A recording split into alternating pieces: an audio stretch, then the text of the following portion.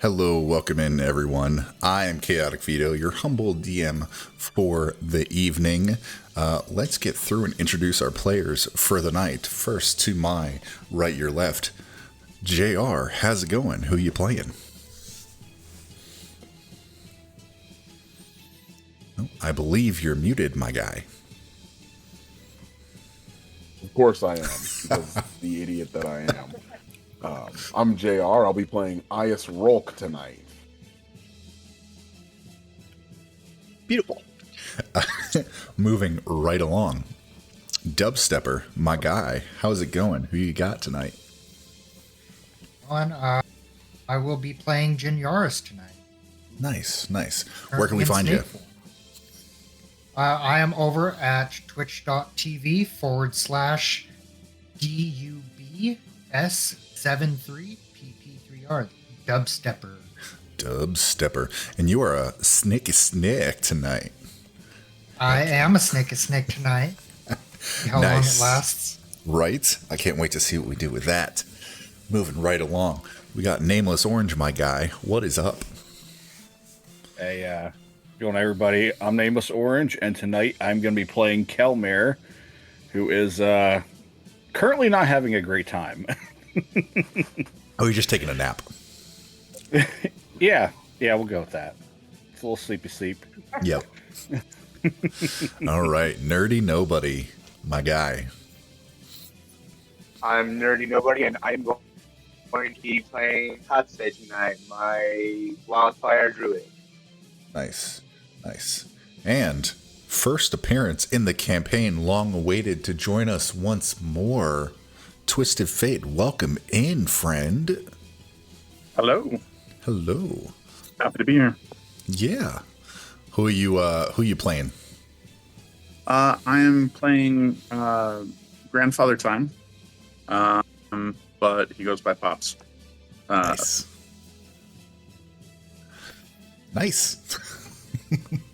All right. So, if y'all can't hear from the music playing in the background there, we are in the midst of a little bit of combat. Last time we left off, the party exited from the mortuary, met a tout named Parisa, which is like a tour guide of the Hive District, and they offered y'all to show you around for a measly 3 gold a day. So they took you to one of the hot eateries, the Grease Pit. Everyone had some nice little funsy snacks. I feel like at the time, oh, hang on. Let's fix this. I think we have Nerdy as Ryu, but they are Katse. Let me fix that. There we go. Okay. Katse had a little bit of a, what did you have? You had barbecue hook and claw, something like that? It was, yeah, you described it as like kind of like a somewhat of a mixture of like a chicken surf and turf, lobster chicken hybrid. Yep. And it wasn't bad. Yeah. The best. Yep. And then 2 of our others decided to get Go to the humongous fungus and get some tasty morsels. Got the poo-poo platter. Tried a little bit of bits and pieces of a few things. Got some magical effects based on that, on what they chose, which was tasted pretty good. Yeah. Y'all moved on through that and tried to figure out a little bit about yourselves while wandering past a familiar sight to Kelmir, the Hare and Tumbler, which is a locksmith shop. Y'all headed inside, and memory chaos let loose is the best way I can kind of phrase it. Kelmir recognized the shop and recognized the individual who owned the shop. And through talking and discussing, he kind of found out that the shopkeep was somehow Kelmir's like 4th or 5th generation grandchild. And they didn't know what happened to Grandpappy Kelmir back in the day. He just kind of up and disappeared. So there's some wacky stuff going on with time at the minute. Kelmir's not really sure how to deal with that, I suppose. Yeah. While Kelmir was trying to grasp what the heck is going on, y'all decided you were going to head to a place that might give you a little bit more insight, that has a lot of intellectuals and books and things.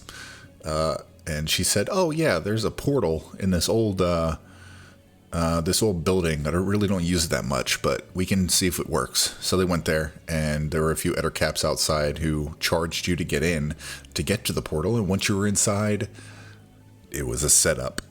Y'all got jumped. So now y'all are in combat. You came across a dark mantle, and y'all are dealing with that. So let me get you all over there, and we'll jump in. All right, so y'all see the main screen, but now y'all see the warehouse. Okay. All right. What we're looking at right now, a little recap in here, the actual combat. Y'all downed some faction agents, some thugs. Jen Yaris turned into a snake. Katse called out their wildfire spirit.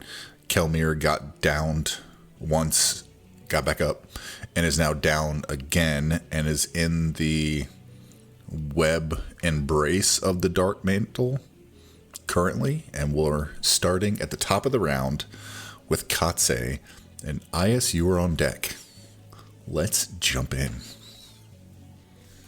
What do you got? I'm bound by the web, right? Yes, you are currently. I would like to not be bound and try and get out of that. Okay. Let me pull it up, just so I got the right save. I'm pretty sure it's just a strength saving throw to get out of it.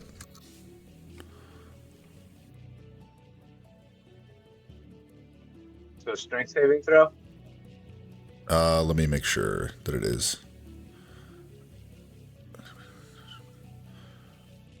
Athletics check. Go ahead and make me athletics check, please. Can do.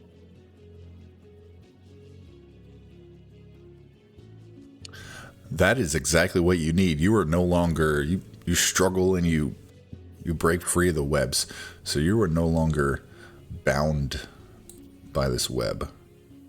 And you are free to have movements, but that was your action.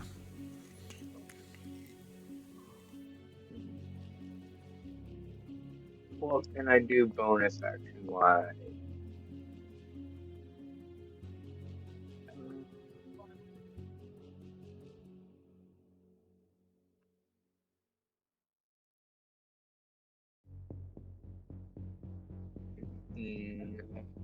Um,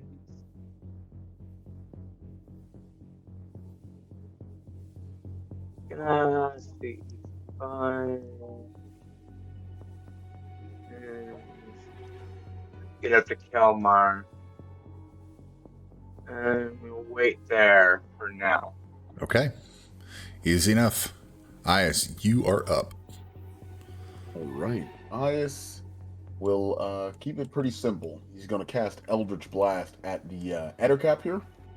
That is next to Kelmare. That is what that is, right? It is a dark mantle. Dark Mantle. They're Yes. all arachnids. Right. Big All right, squid. 19 to hit. Oh, that is definitely gonna hit. All right. Just for 7 little force damage. Okay. Yeah. Easy enough. That'll Easy be it enough. for his turn. Okay. So this guy is no longer here. All right, Jen, you are up. Kelmir, you are on deck. If I remember right, we said that I can slither through these shelves. Yes, you can definitely slither through shelves. Was it difficult terrain or not? Yeah, difficult terrain because you're Okay. trying to make your way through it. Yep. That would be Okay. 10.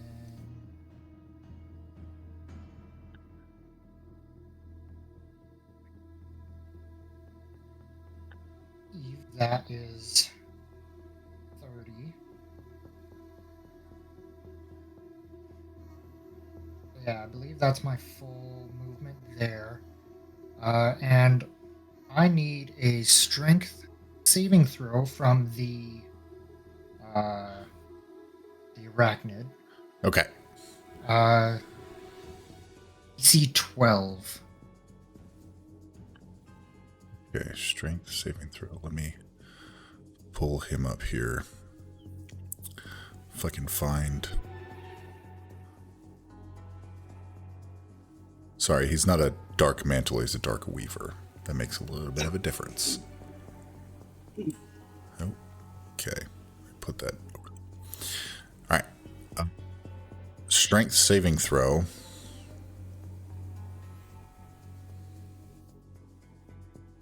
You said strength, right? Yes, strength. DC 12.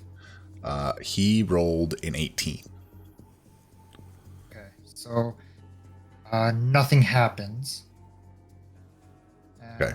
that will be the end of my turn. Okay, as you are trying to wrap yourself around, going through the crates and the boxes, making yourself your way around.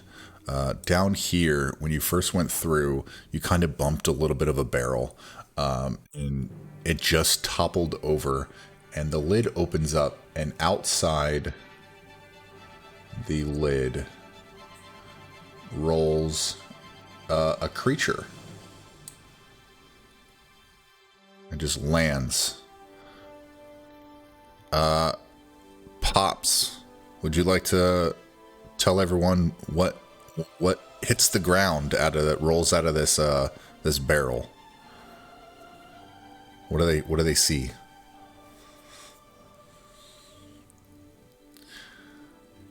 Mike's muted, buddy. Yep. It is an older looking dwarf with white, gray beard and hair. Wearing simple clothing. And as he rolled out, a ball rolled out and started to roll across the ground, and he scampered and got it, stuffed it back in his stuff. Nice. Would you like to roll initiative for me? Yeah. See if I got this beyond 20 working.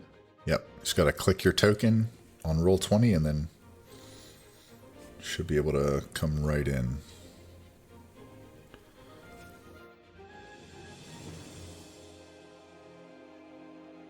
Okay. Okay. Well, Let me add you to a turn order here. It was a 2. I rolled a 1. Yeah. Let's get it out of the way. Yeah. Yeah. Better on initiative than anything else. You know, I like the combat inspiration. When y'all roll a nat 20, y'all give inspiration to someone else. But what if, when you guys roll a nat 1, I get inspiration? That would be rough. I am totally down for that. I mean, We'll I won't talk say about no. it. All right, so we got Jen just finished their turn. Kelmir, you are up. Give me a death saving throw, my friend.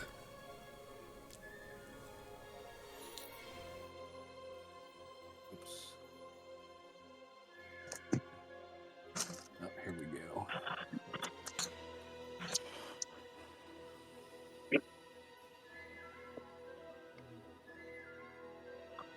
Okay, so with that roll, what's going through your head? Some kind of memory? Something that you haven't discovered yet in the game. If you'd like to come up with or have a memory, come back to you. But according to that roll, Something that hasn't been in the game. yeah, Kelmare is going to think of his sweet mother, who he looks very similar to. But if you see her, it is just basically an orc with very poorly done makeup. yeah, I'd give that a yep. That aligns with that roll. Okay, easy enough. All right, so next up is the Dark Weaver. All right, seeing him begin to start get surrounded, he will attempt to move. Oh my gosh, why am I? No, just kidding. You're supposed to be there. You are supposed to, oh my gosh, move, motherfucker. Oh my god. All right, hang on, I got this. you can scooch me over a half square if you need to. I'm just gonna do this. I'm just gonna move him where he needs to go, and he is gonna try to pull Kelmir with him to over here. He's gonna crawl up on top of the boxes right here. However, that allows Jinyaris and Katse to make opportunity attacks, if you so choose. I most definitely will. Agreed.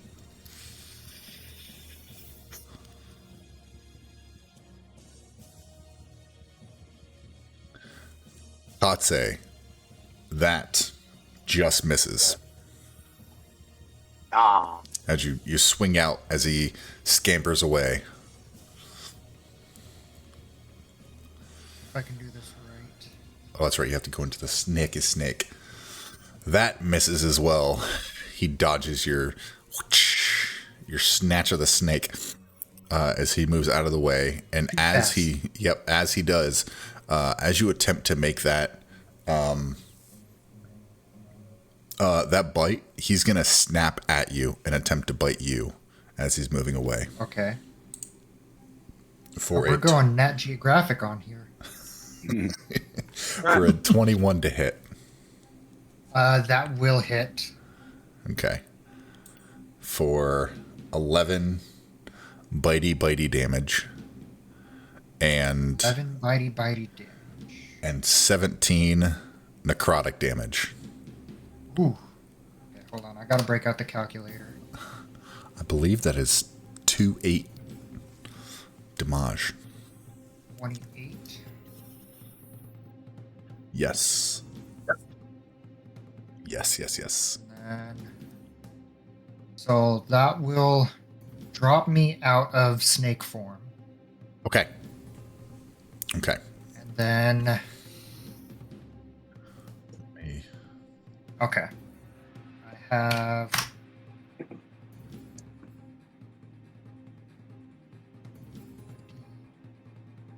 Okay. Boom. Good. All right. I'm going to Health put sorted. Jen there. I'm going to move the snake.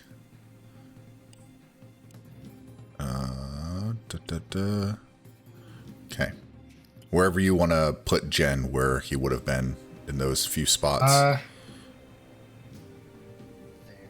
Okay. Cool.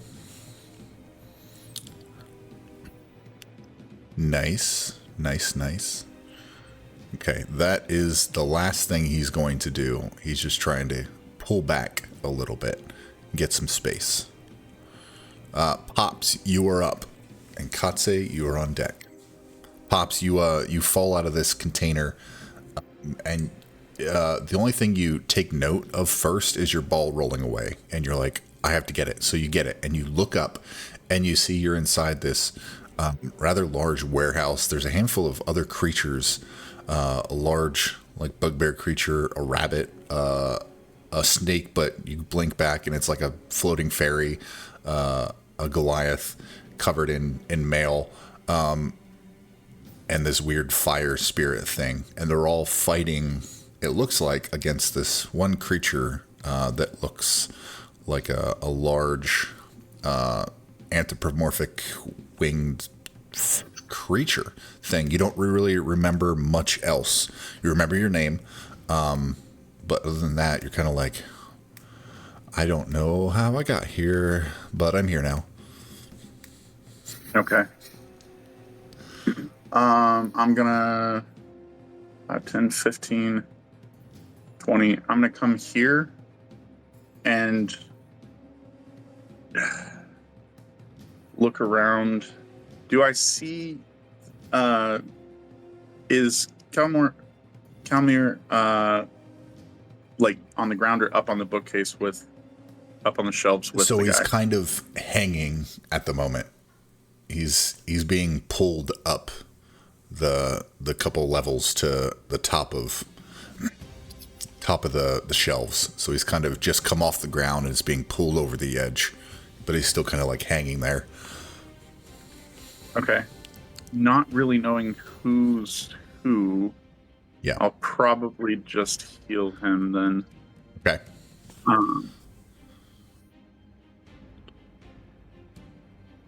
Same level.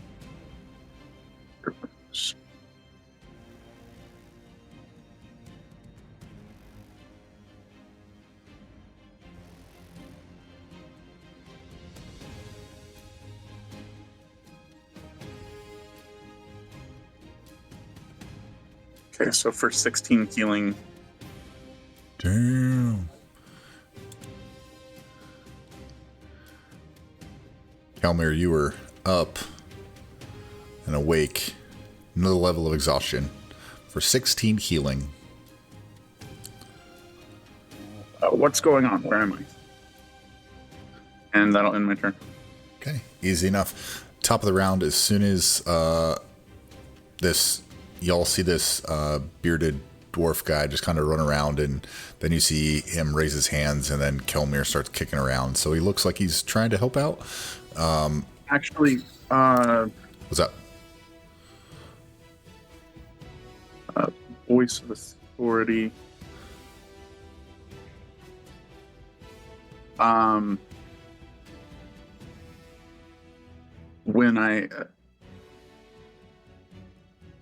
When I target an enemy with a level 1 spell or higher, I can give them a reaction turn.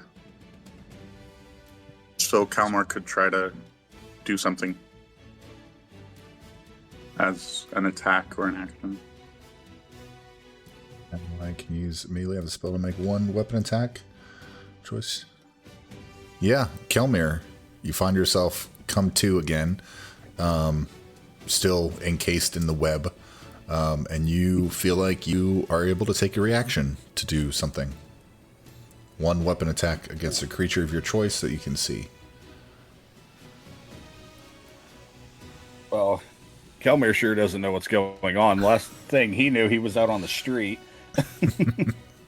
So he's just going to try to poke at this, whatever's holding him. Yep. Yeah, rapier.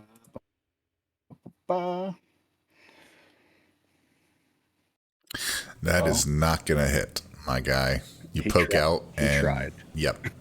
He notices that his prey is now awake. He's going to take care of that in a minute. Oh, God. At the top of the round, you see through the door above you. Give me 1 second. Yeah. A individual wearing like robes of like red and orange with a mask on. They step inside and they're holding like a flaming stick, I guess, kind of like a quarterstaff that's on fire, I guess, kind of. And they kind of look around and they just kind of move in at the door. Let me give them a turn order. And oh my gosh, 1 second.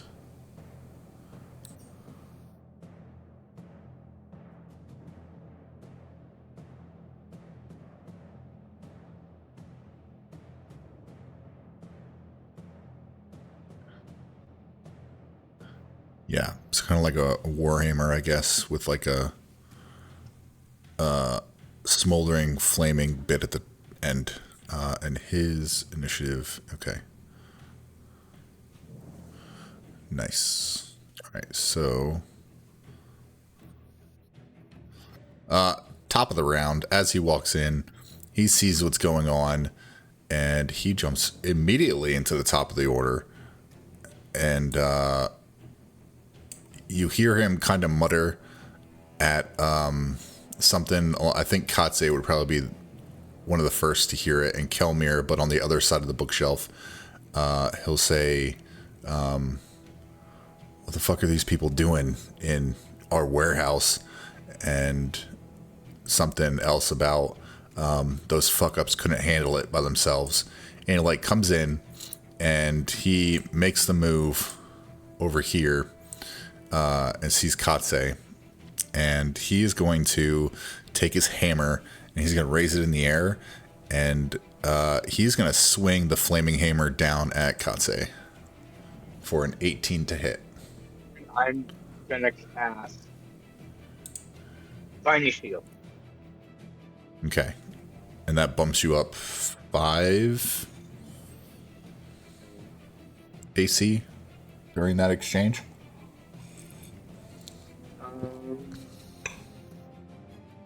Guess I do +2 to bonus AC. Plus 2. Yeah, so I'll be at 16. So it'll be a 16? Yeah. Okay, yeah, he rolled at 18. So you can, if you still want to use... Yeah. Okay. So yeah, then, I'm going to use it. I reduced the damage dealt by 2d4. There. oh, there it is. Okay. Yeah, reduce the damage 2d4 and receives that 10 damage. Okay. Okay, by 2d4. Got it. All right, so that hammer is going to hit you for 9. Can you roll 2d4? Yes.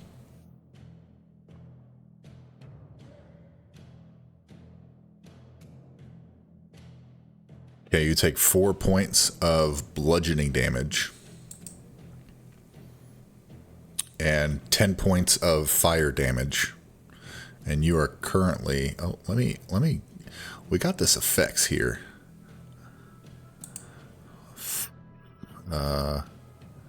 Burn. There we go. Fire. You are currently on magical fire right now.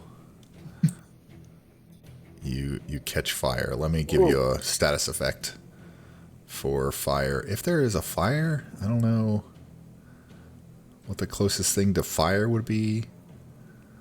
Let's just do that. I think that seems like fire. Okay, and he swings out at you. And then he will 2. He's going to hit you again. Ooh, for a 7. He swings wide and impacts the ground. And you hear him say, damn it. And that is the end of his turn. Now, Katse, retaliate. It is your turn. Is here on deck.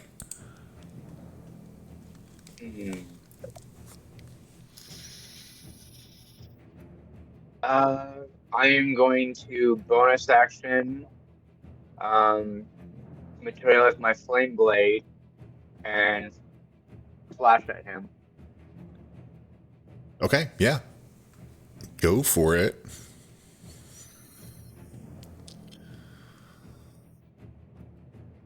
For 14. Was that? Oh, 19 to hit. Yeah, that hits. For 14 fire damage. However, you notice that as you swing and you impact, it doesn't quite burn him as extensively as you thought it would.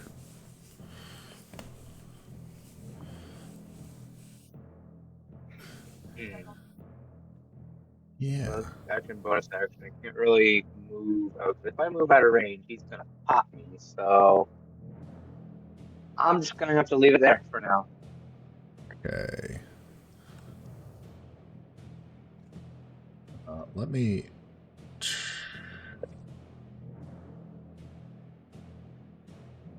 Okay.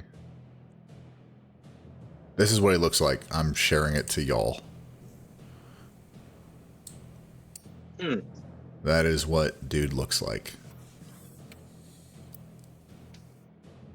Yes. Okay, give me 1 second here.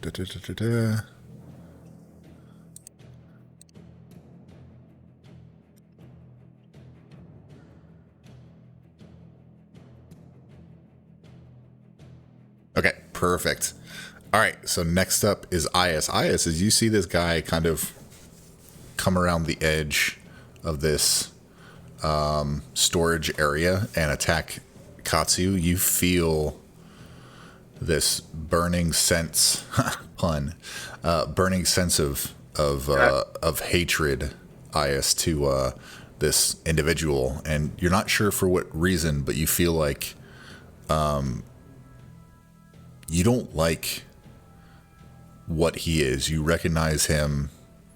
You can't place what he is, but what he stands for, you don't like.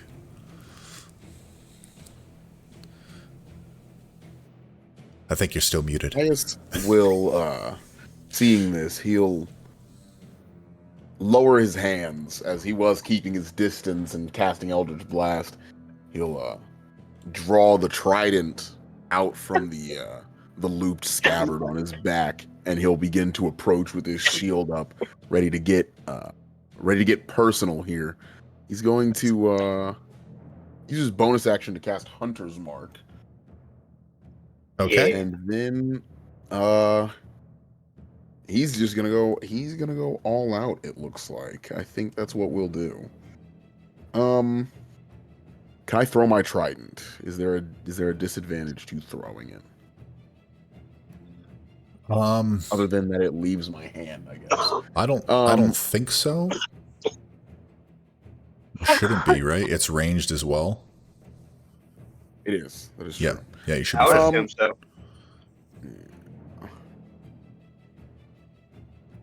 Yeah, he's not going to do that. He's just going to charge forward, shield up to here, Okay. and attack with his Trident of Verdict. Go for it. 18? That hits. Okay, he's one-handing it, so it'll only be 1d8. Okay. It'll deal 10 damage, but he's going to use the one of the verdicts, one of the weapon's charges, to condemn this creature and deal a 1d8 extra fire damage. Nice. It'll only be 1. It'll be 10 total, or 11 total damage, rather. Oh, wait. I forgot to add Hunter's Mark. Yes. 11 plus 5, Yeah, I 16 get total damage. Okay, and that's force damage. Okay, you as Yes. well see that fire doesn't do well. 1 damage is 1 damage. But you, Yeah. yeah, it might not have done as much as you thought, but you didn't think you put a whole lot into it. Yeah, That'll be Nice. it for him. Sweet. Janyars, you were up. Kelmer, you're on deck.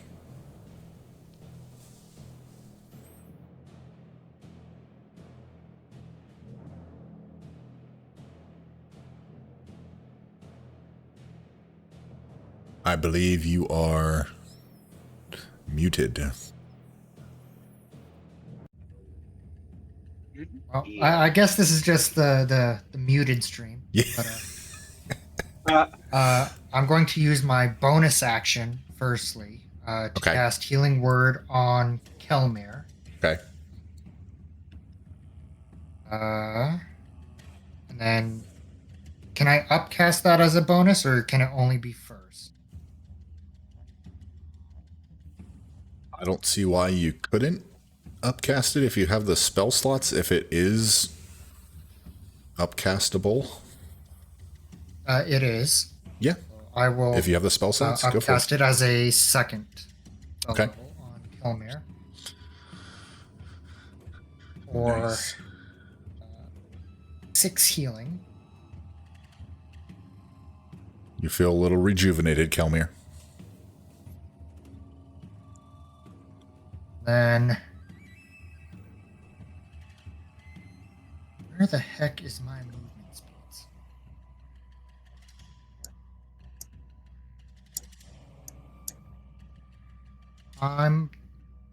Oh, there it is.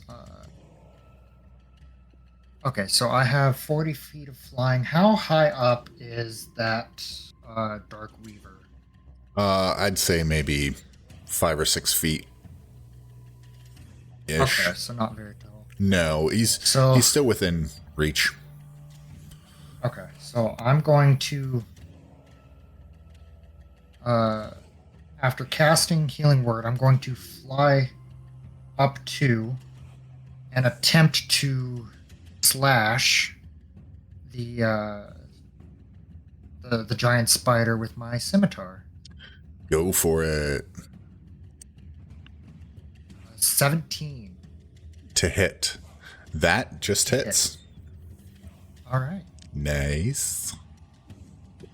For 4 total damage. Nice. Then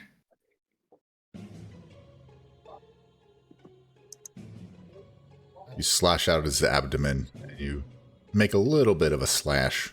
A little bit of arachnid blood comes out. Not much. and that will end my turn. Nice. Nice. Helmir, you are still restrained by this web. You are dangling, but you can look around. It's got you by like the foot. If you'd like to wiggle free or try to break free, it's an athletics check. If not, you can. Yeah. Yeah. Okay. I'll try to. Oh God. Yeah, I'll try to break free. Okay.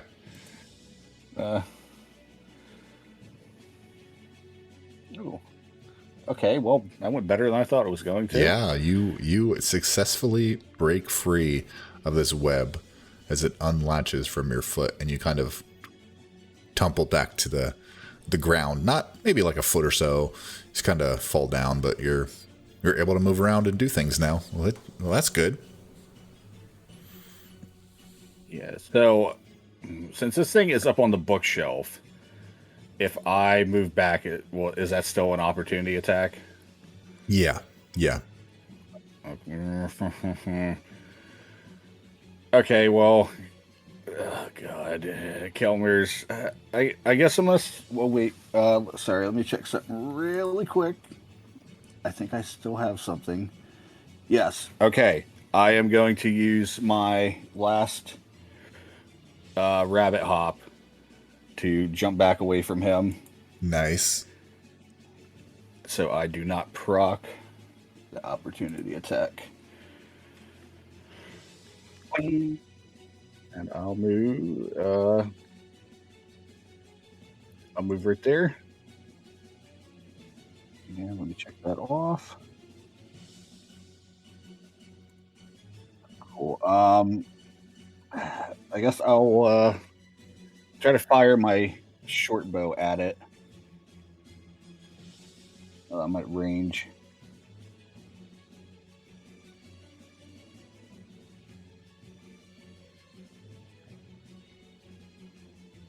Yeah, that'll definitely hit. Holy crap. Yeah. That'll do it.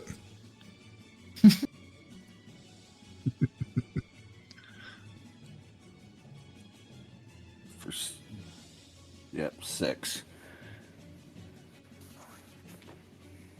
Or, no, 14. Wait.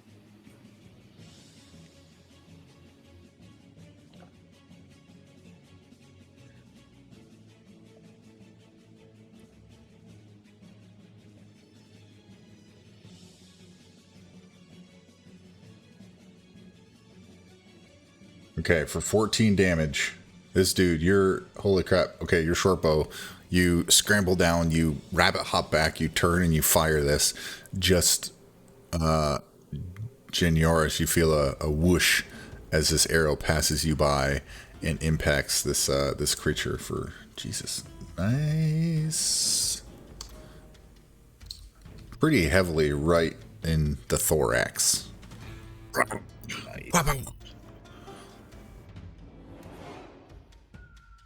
All right. Well, that'll be my turn there. Okay.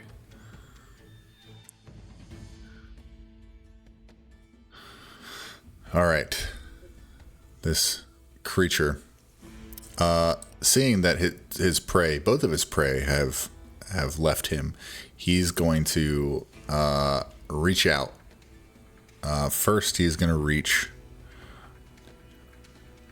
for Genioris, since he's the closest. He's going to reach out if it can. Okay, for a 16 to hit. That will hit. Okay. You are now grappled with the web. Grabs hold of one of your wings. Just kind of wraps around you a little bit. And you take 10 points of necrotic damage. Okay.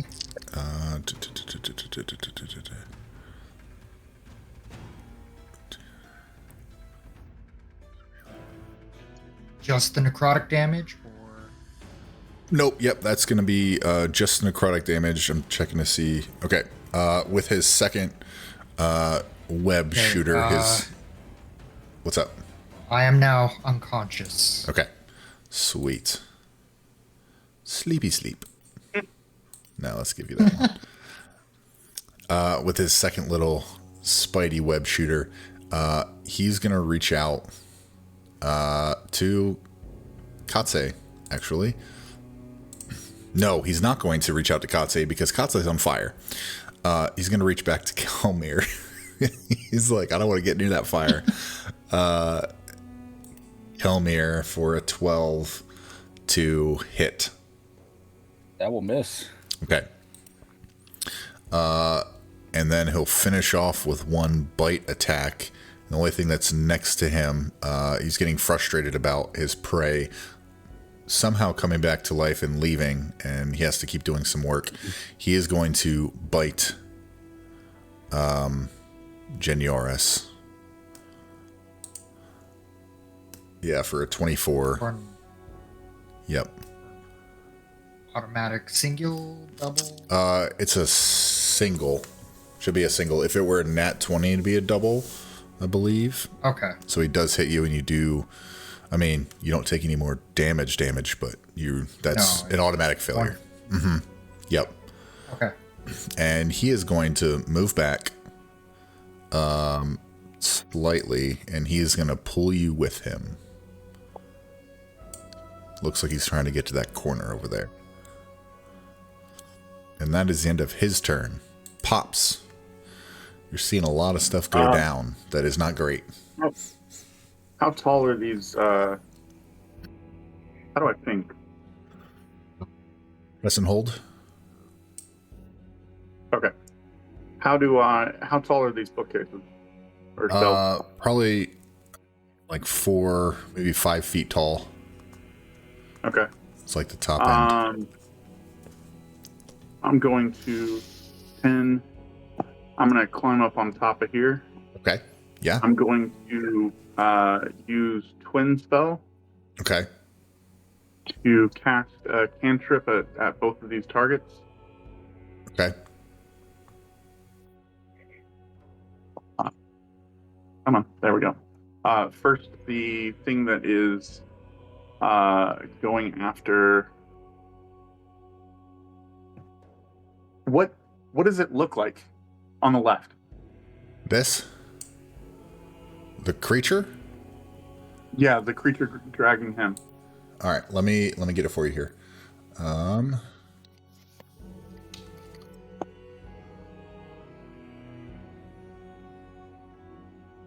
I will show you what he looks like.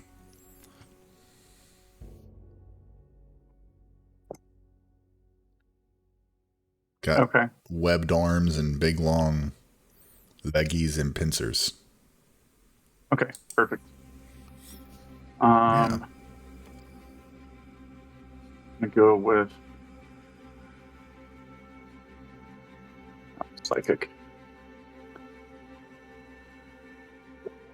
27 to hit. Ooh, that is a natural 20. 27 does hit. Hey, and what we do with the Chaos Crew that I've been forgetting, but now we're remembering, is whenever a player makes an attack roll and is a natural 20, they are able to gift a combat inspiration to another player that lasts only during combat, and it's just an inspiration die. So who would you like to gift that to? I guess seeing me do this, the largest person, Ias, would be kind of Okay. inspired. Ias, you feel this, you begin to glow with like divine inspiration. You feel like you have a little bit of help.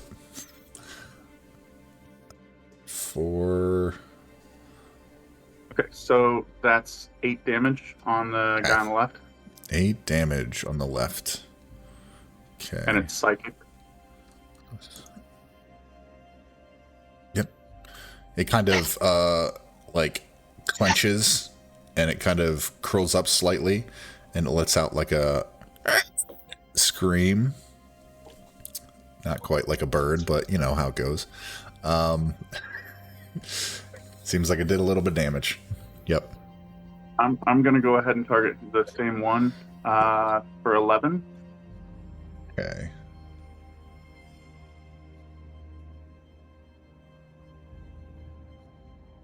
Yeah. That'll why is that still green? That's crazy. Yeah. Let's see. 11, I do not think actually. 11 does miss. 11 misses. Oh, okay. I thought you said yes. Okay. No, then nothing happened. I had to look at the stat block there for a second. Okay. Anything else you'd like to do?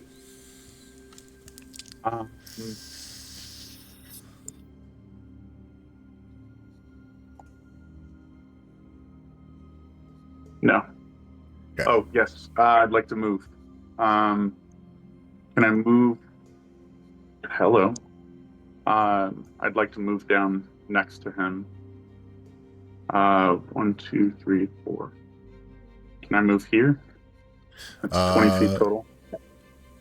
And you moved from there to there. You climbed up.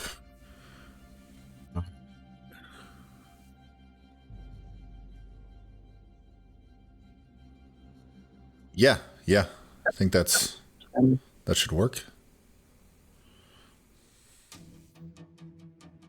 Okay. All right. Let me adjust slightly. Okay, anything else you'd like to do?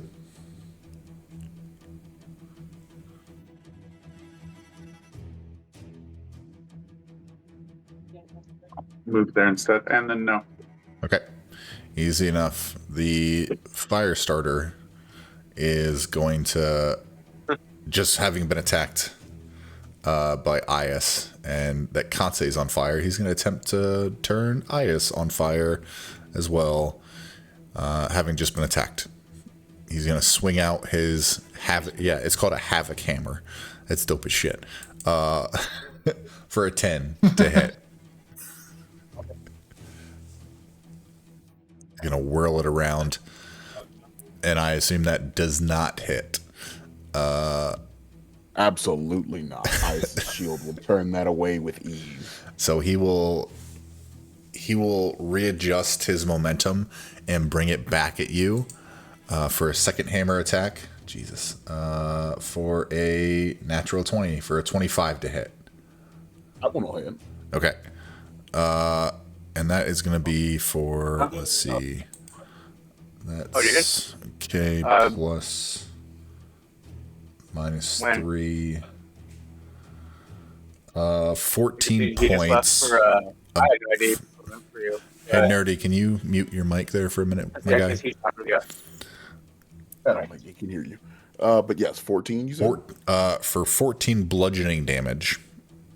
And additionally, I don't think the extra damage is critted, just the initial. So 8 points of fire damage on top of that. Hey, you said that he critted? Yes. Can I actually undo the crit? What do you got?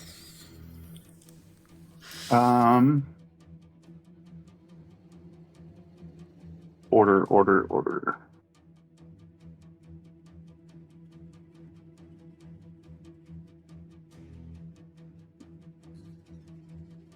Restore Violins balance. aren't helping. Is he within 60 feet of me? Yes, he is. Restore balance. First level feature connection plane. Could you see within 60?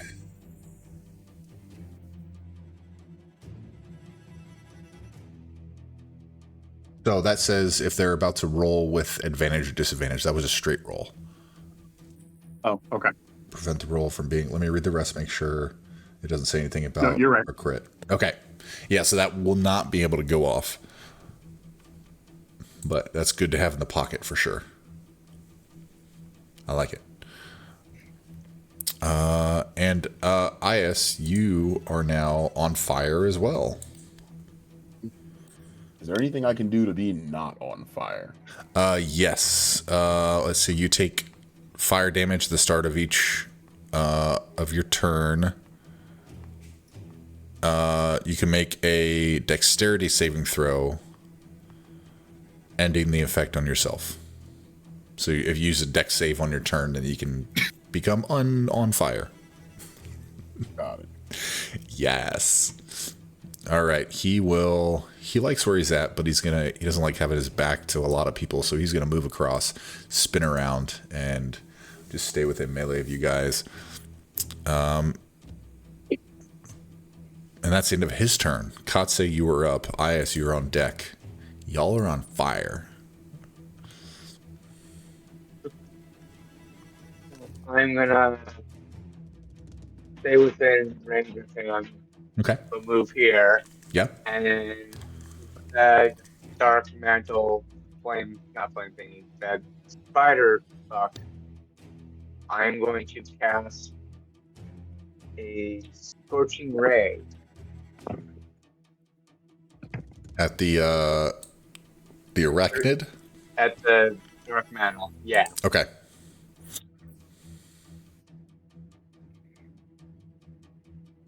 That does not hit.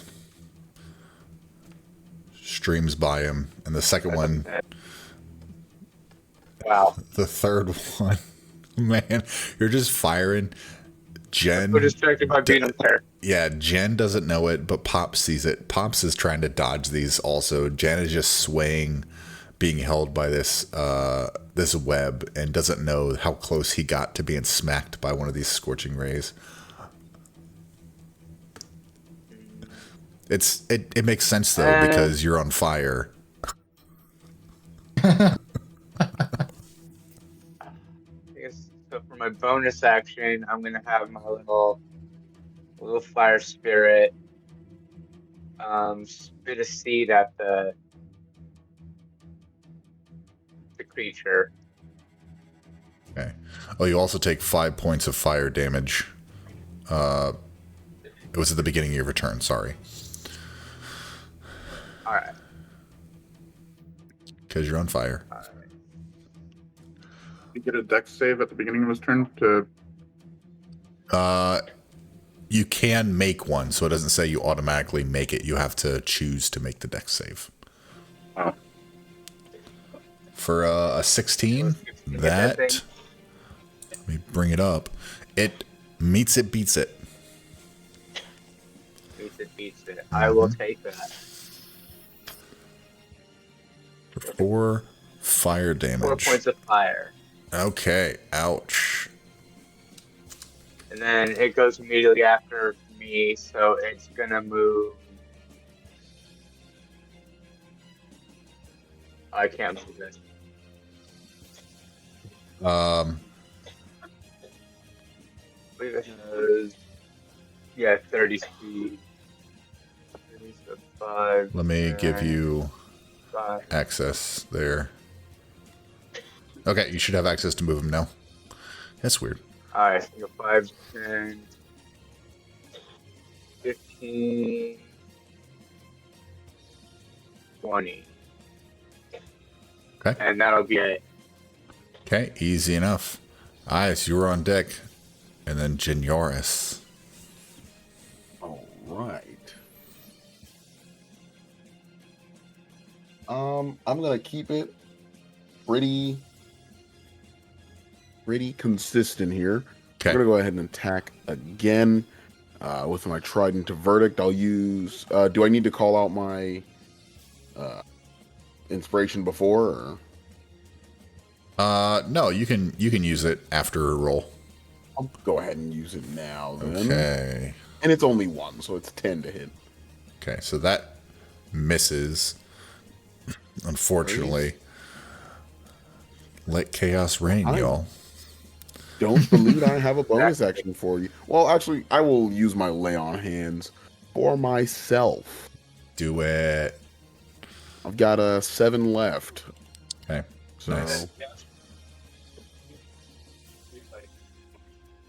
I will use Did those, you and that'll be use it the for me. inspiration? What? You asked something about inspiration. Did you end up using Yeah, I it? used it. It rolled poorly, unfortunately. And that'll be it for Ias. Yes. Okay. Genyaris, can you give me a save, my guy?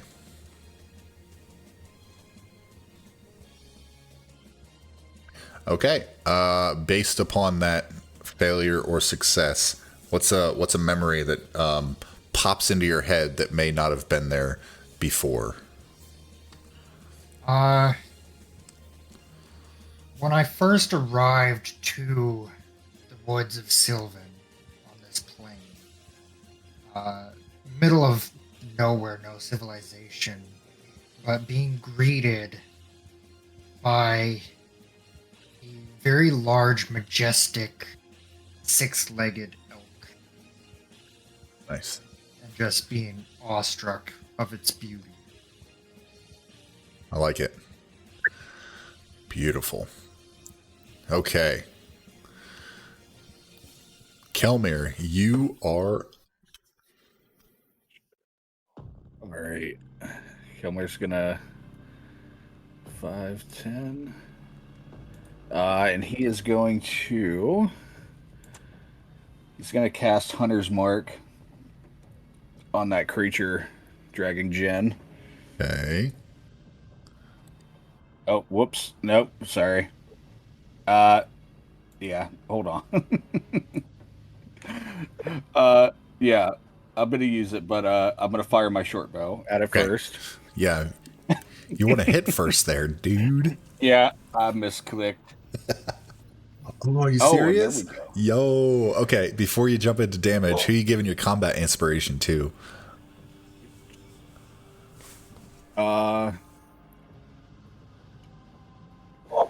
I'll give it to Jen.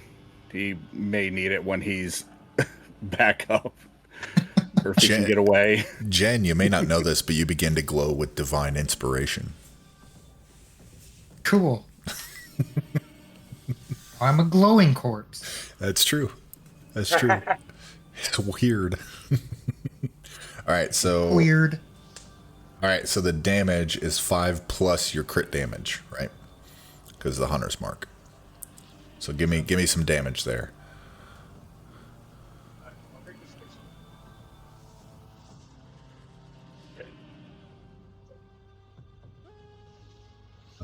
Give it another roll. I don't know why it's not. Yeah, we can just roll again. That's fine. Just subtract 3 from it. So 5 for the second one. Okay, so what is that? 13 plus 5? No, plus 5, right? Yeah. Yeah, 5, 13 and 5, 18. Yeah, there we go. Nice, that does a little bit of damage. A decent amount. And it is starting to look a little injured. It's starting to panic. And that was with my hunter's mark damage too, right? Yep. Okay. Cool. I guess I'm gonna move a little bit closer, and I'll end my turn there. A tentative step forward, and as you impact this this Dark Weaver, he is now seeing that Pops is nearby, and all he sees is meat must feed, and he will shoot out his web at Pops for a 19 to hit. It does hit. Okay. And you will take in your head, you'll take, oh, Jesus Christ, 19 necrotic damage. One of those was a full, yeah, he did. And you are now webbed.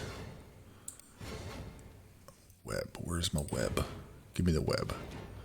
And he will reach out once again at Kelmir with his web and shoot out. Jesus. That's crit.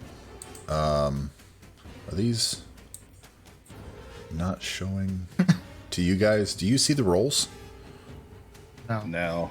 Okay, let me see.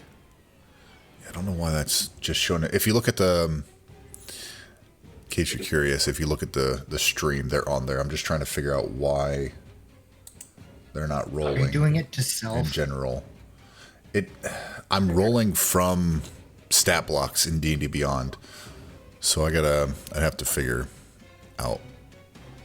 I'll have to figure it out. But that is a 27. So that's gonna be, yeah. So it'll be 18 plus 16, 34 points of necrotic damage as you grab your head. Yeah, I'm down. And you are now grappled and also back into saving throws. And he's gonna, now that he has Jen, he's gonna take a bite at Jen. 'Cause he's sick and tired of not getting his food. For a 9 to hit. 9 will not hit. Does not hit. Okay. Easy enough.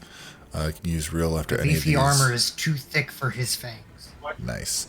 He's going to move back a little, pulling Jen, pulling Pops, and pulling Kelmir back a little bit. And that is the end of his turn. Pops, you are now grappled and you are up.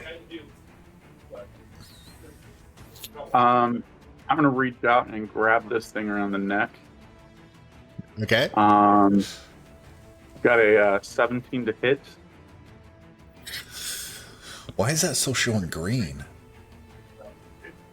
That's weird. Yeah, that just hits. Yeah, absolutely. Okay. For a 31 damage. For inflict wounds, my guy. Yo, let's go. For 31 necrotic damage.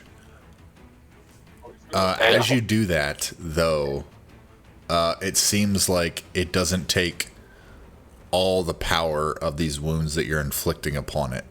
It may take, not as much as you thought it would. Okay. Yes. But it was definitely a good hug. He did not enjoy it, though. As a bonus action, Yes. would it be a full action to get out or a bonus action to try to break the web? It would be a full action because you're making a. I just lost the word. An ability save or an ability check, which is an action. Okay. As a bonus action, Okay. could I do that? Try to shove him. Myself away from him and break the webs that way. Can you share that to the? I tried. Oh, okay. I got you. There we go. So it says action. What? Telekinetic shove, grandfather time action.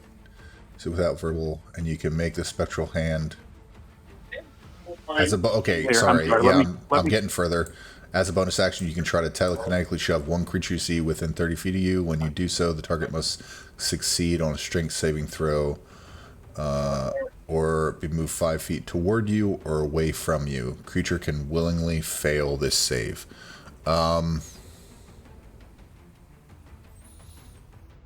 Sure, let's move you back. Well, instead of me, can I move Kelmore instead? Sure. 5 feet back and try to break the webbing. He automatically fails the save because he's unconscious. So yeah, he'll get pushed back. Easy enough. Yeah, that works perfectly. And I'll call out a little help here. Nice. The fire starter is going to do what he does best. He's going to swing one swing at Ias, one swing at Katse. For our Ias, it's going to be a 9 to hit. Boom. Not going to get there. Glanced off the shield. And for Katse, for a 7. Nope. So he tried to swing at Ias. You blocked it with your shield, and he tried to redirect it, but he wasn't able to do it properly. Let's see. And he is going to, having missed, he's going to take a step back from you guys, allowing you guys for an attack of opportunity. He's starting to look around a little bit. Yep. I'm taking it if I can get it. You're right. 22 does hit, Katse. For sure it does. For 6 slashing. Okay. 6. And Ias will go, it'll be a 20 to hit. That does hit. And you also have Hunter's Mark on him, I believe. That is true. So I will deal...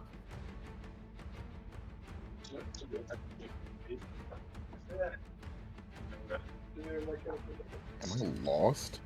I rolled an 8 on the die, and it says I somehow did 5. 5 piercing and Okay. 8 fire. Okay, it's one. Okay, I see what it did. Yeah. So it's 5 plus my hunter's mark. Don't come over here. 8 total damage on Okay. the opportunity attack. The fire also goes off, right? Since you're using the trident. That's only if I use it to condemn. And you know what? Okay. I may as well. I may as well burn a charge to condemn. All right.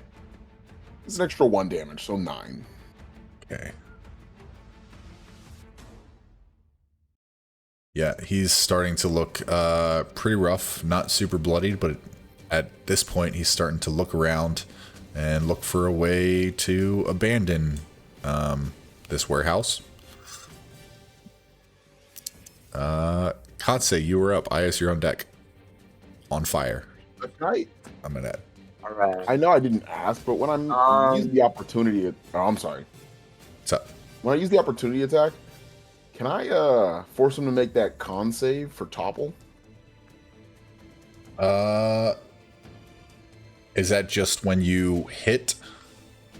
Just when you hit someone with a trident. Okay, yeah, for sure. Yeah, I'm I not need a con super save from- familiar on the mastery items, but we'll work through it. So con save. Saving throws, con 18 con save. 18 is almost certainly going to get there. Yeah. Yeah, 4, so 8 plus 4 plus 2 is only 16, so 18 makes it. Okay, is there anything on a fail or no? Nope, he's all Okay. good. Cool. Katse, you are up at the top of the round on fire. And you take, before I forget, 5 points of fire damage. Cure wounds myself. So you take the 5 points, Oh, and then if you... 5. Yep. And then you can cure wounds. Drop Yep. 1, Oh, that was close. That's close. and then heal the 9. Nice. Yeah. Cool. Yeah. So that was my action. Oh,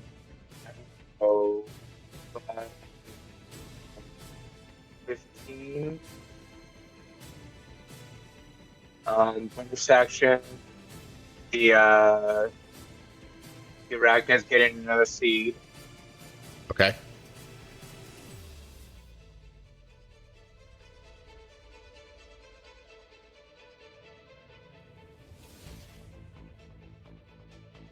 think That I hit. 15 just misses. It's a flaming seed. Alright. Shoots by. And then on its turn, it's gonna kind of follow up on me and get right up here in front of me, Okay. and that'll be it. Nice. Okay. I keep forgetting to. Try to, yeah. It is all good. I wish I could make it linger, but I don't think I can actually make it linger, which sucks. Okay.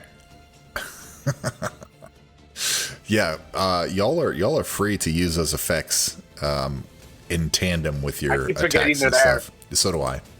All right, Ias, you are up. You are on fire. Still ablaze. Yes. Since he's trying to flee, I'm just gonna go ahead and hawk him down Yeah. and see if I can't finish him off.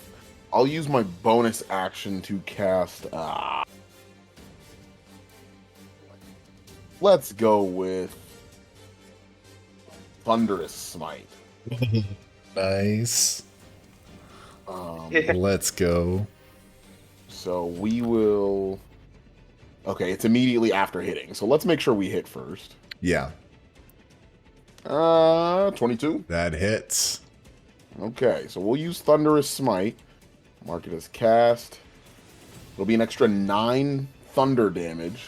Okay. He'll be pushed 10 feet that way and knocked prone. Okay.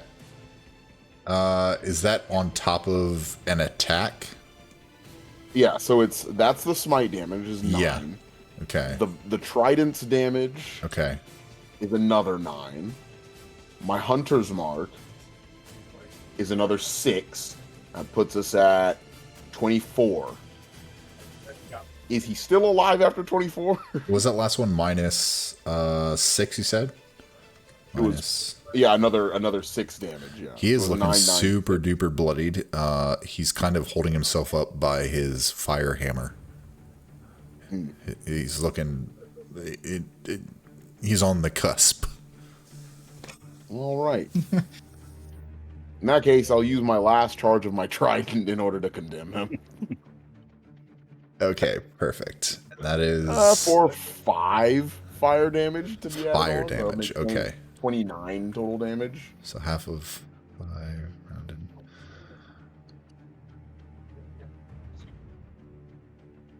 He's looking even more on the edge. It seems like that fire didn't do a whole lot. It did some, but not as much as you expected.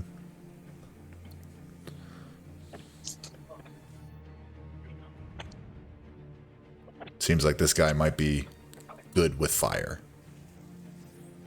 Makes sense. Yeah. Anything else? Nope, that'll be that for Ias. Okay, Jen Yaris, give me another save there, my guy.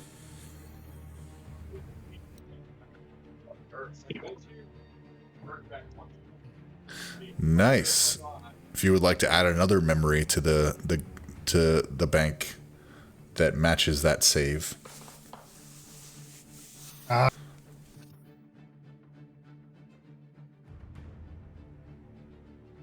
So, sometime after arriving to these planes, being integrated into the Sylvan Druid Society,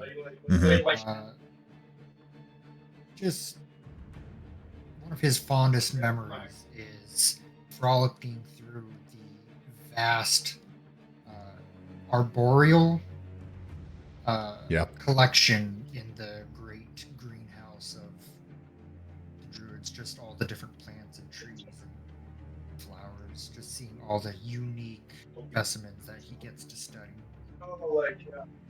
Nice. Beautiful. I like it. All right, Kelmir. Go ahead and throw me a death saving throw there.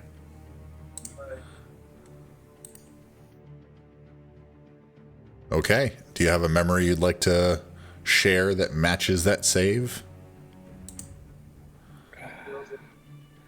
Honestly, I got nothing at the moment. Okay. Yeah. You feel like you're doing okay, all things considered. That's a good way to put it. A burst of okayness, I guess. All right, so all things considered. yeah. All right. The Dark Weaver is going to bite Genyaris and continue to take his prey for a 17 to hit. That will hit. Okay. So there's another fail. One bite. We can, but they're on fire. He wants to grab everyone, but half of you guys are on fire, so he's not going to do shit. He's going to use Real, and he's going to pull Kelmir closer to him within biting distance. Yeah, that's all he is going to do. He really can't move too much right now. He's just trying to get his foods in, I guess. Pops, you are up. Okay. I am going to.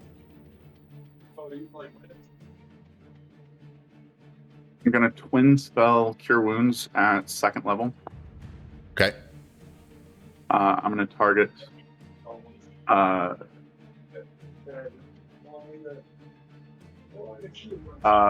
Is Jannar still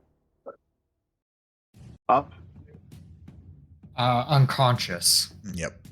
Like looking over, I can see him breathing or something. He's in the midst of saving throws, so he's on death's door. Okay. I'm gonna heal him with Cure Wounds, and then I'm Okay. gonna twin spell and cast it a second time. 25 health. Why is this rolling at advantage? 25 health. Origin. And then I'm gonna heal myself Okay. It's for 30. Okay. Nice. Nice. Nice. it's one less to get backed up, right? Heal me for No. 25 less 1. Um, Not unconscious anymore. I would just give you 25 and you're back. Oh, okay. Yeah. Yeah. Your eyes pop awake on your next turn.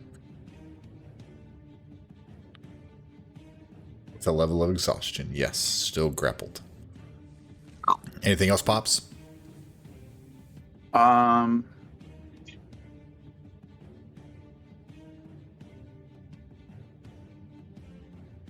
Oh.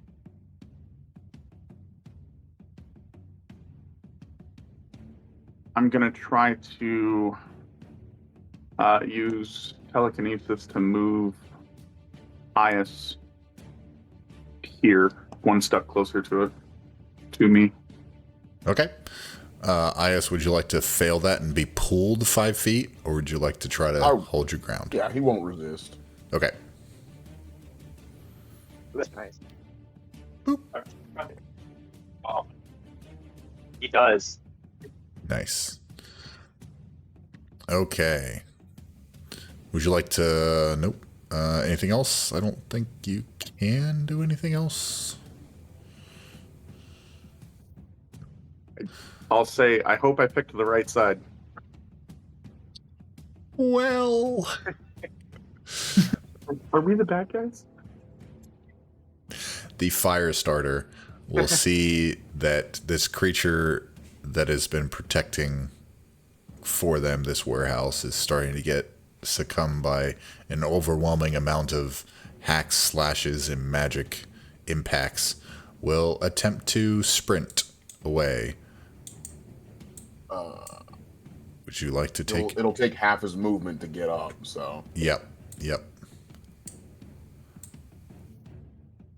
Would you like to take an attack of opportunity as he runs away? Yeah, absolutely. Okay. Absolutely. 19? That hits. Alright, it'll be 7 damage plus Hunter's Mark. It'll be 10 damage, and I need a con save.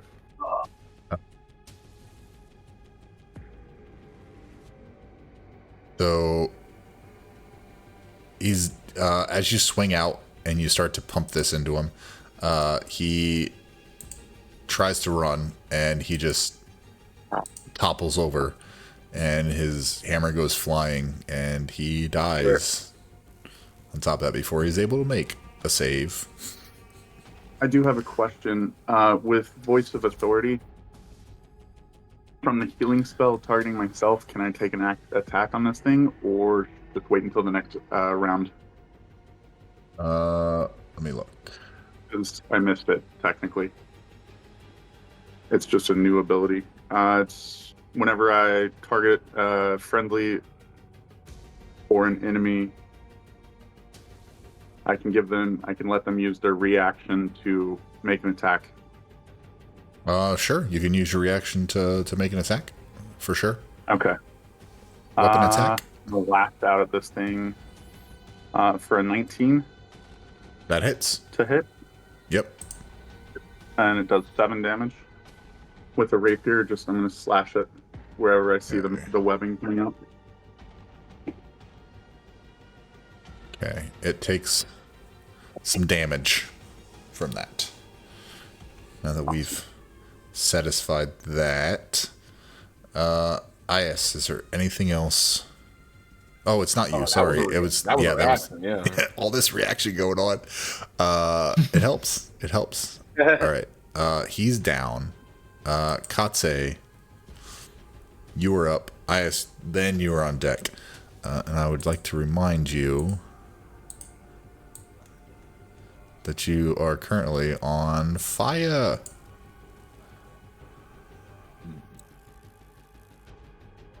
Less than ideal. So I will cast level 1 Cure Wounds on Kelmar, Okay. giving him 13. Okay. Kelmer, you're up to 13, plus another level And- of exhaustion. What are you, 4 now? 3. 3. Nice. And then I'll whisper to my flame spirit, and it'll start like chittering and like looking at everyone. And I'm going to bonus action fiery teleportation. Okay. So Who if is it? anybody pops Juniors and Kelmar Can you share that to are the willing to teleport, roll 20? yeah. Just so I can see what it says.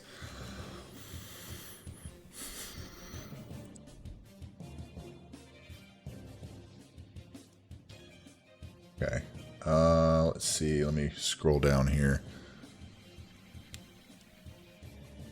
How much spirit? It takes a turn. Spirit manifests. All right. Fire teleportation spirit, and each willing creature of your choice within 5 feet of it teleported to 15 feet to an unoccupied space. Creature within. Then each creature spirit left must succeed. Okay. So yeah, there's no. That's dope. There's no cap on number of creatures. That's nice. Oh yeah, I'll go Susie, and then I'll start speaking just somewhat of an incantation. I'll look at Pops, Kelmar, Juniors, and say, "Come with Susie," and start to glow. So say it was like, Okay, where would you like them all to go to? Because they can go up to 15 feet to an unoccupied space that you can see. center where the fireball is. Okay. So Jen could go. I'll be here. So Okay.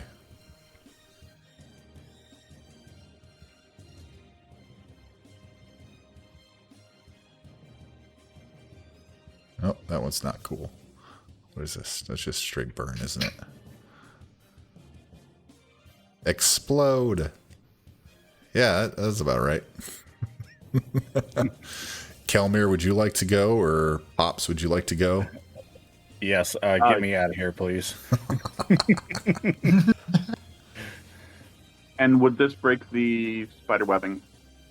Teleport? Because we're teleporting out of. I think so. Let's call Hell it a yeah. yes. So none of you are grappled I think also going to take 6 damage. anymore.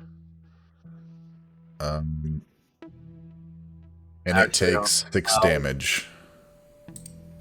Yeah. He is pissed now. Susie will have been there. Or no. He's been there.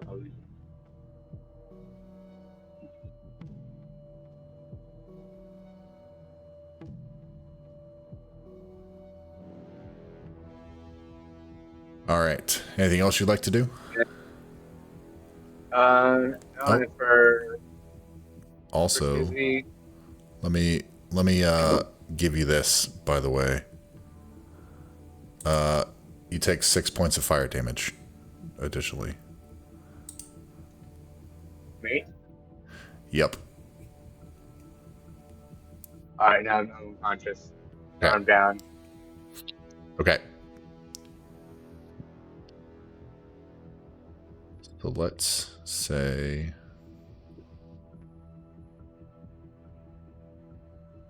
Okay. That was my fault for not doing it at the start of the turn. We'll let everything else happen the way it did because of my flub. But they were able to get away, and you were... Let's keep you back where you were. So, Okay. Susie went there, right? And you were here? Yeah. Okay, yep, we'll just do that. Susie got everyone else away. I would assume with that space, Susie would have brought Kelmir there behind the shelves. You whispered as you were dying on fire, telling Susie to get everyone else out of there. So, okay, poetic. I like it. All right. Okay. Very poetic. Yeah, it fits. Ias, you just saw half of your party get teleported away from this creature to near you. I can close this distance in one turn. I guess I Also, will still on charge- fire. Yes, I am still on fire. I guess I do need to stop that, huh? Well, you don't have to. No, So, I feel like I probably should. so you take 4 points of fire It's damage. keeping that thing from grabbing you.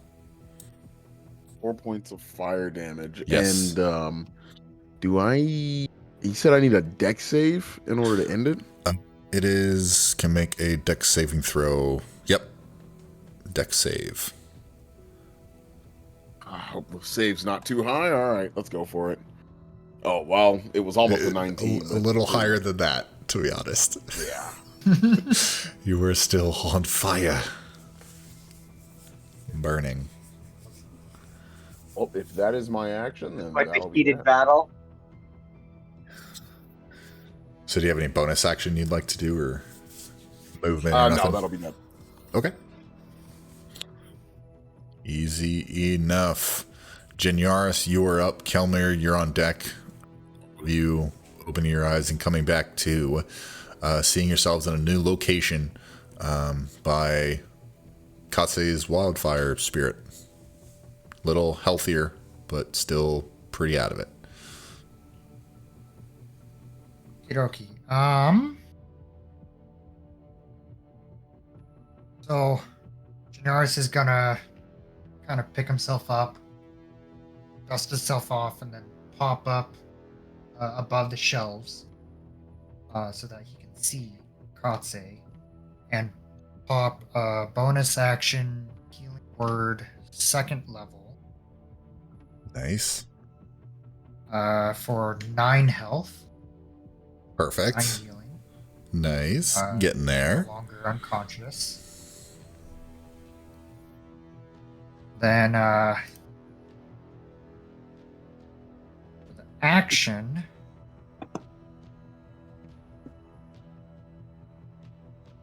As an action, he is going to 5. Yeah, so as he kind of pops himself up over the shelves, he'll pop that healing spell, and then Yeah. immediately cast his 2nd wild shape charge back Nice. into that snake. Okay. It'll be occupy the current square and that square.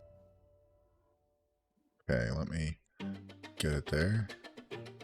Flip the squares. Yeah. Oop. Should have access to control still.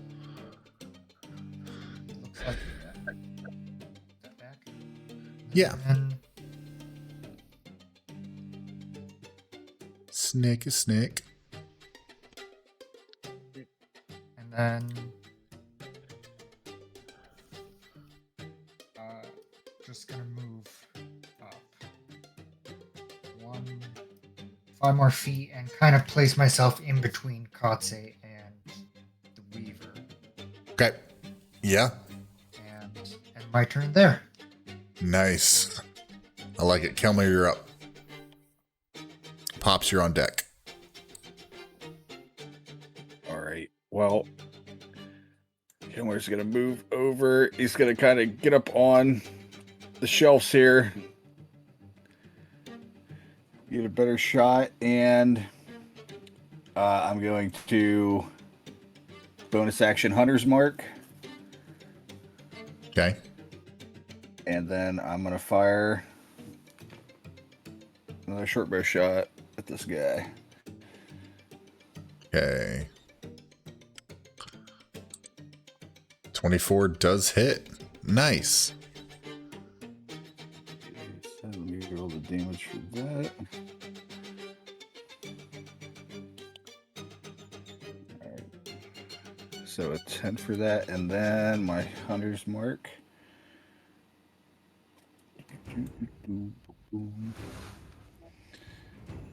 That's something.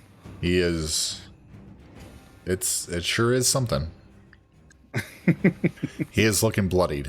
He's looking really rough. You guys have been taking his food away, giving it to him, taking it away.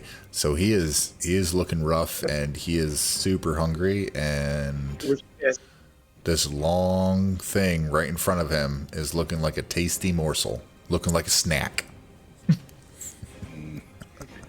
Well, that's gonna be my turn there.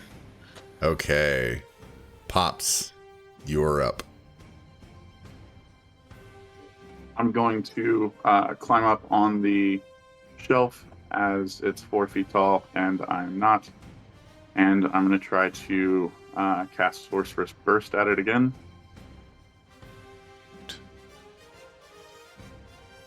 Okay. Shoot. 11. That does not hit. However, I deleted the wrong turn order. He was just before me, I think. Okay. In between me The and Weaver Kelmer. was 8. Okay, that's all right. Yeah. Let me. Has Elmore it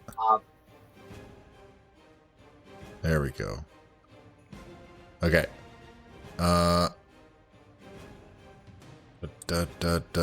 So it was after Kelmar. So we'll nix that attack, Pops. We'll come back to you. Okay. If that's So that. So the Dark Weaver is going to bite out at this snake. No, he's not going to bite. He's going to try to web the snake for a 21 to web. 21 hits. Okay, and for 18 necrotic damage. Jesus. Okay. So that again pops me out of wild shape, Okay. and I just take 5 damage on top of that. Okay, let me put you there. Move him back away. I like these super.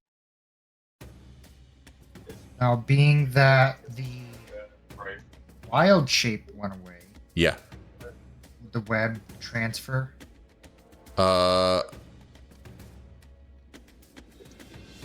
think it would, but let me check. It doesn't say anything. All right, that was low. The web does not transfer. Okay. So you take that damage, but you are not webbed. But this next one, it broke free, and a 20 for another web. Oh, yeah, 20 hits. Okay. For 11 necrotic damage to you. And you're webbed. And he's going to move forward towards Katse. Oh, he already uses 2. Shoot, he's going to stay where he's at, and he's going to bite at Jen. Because he thought it was a snake. Oh, Jesus. That's a natural 20. Okay.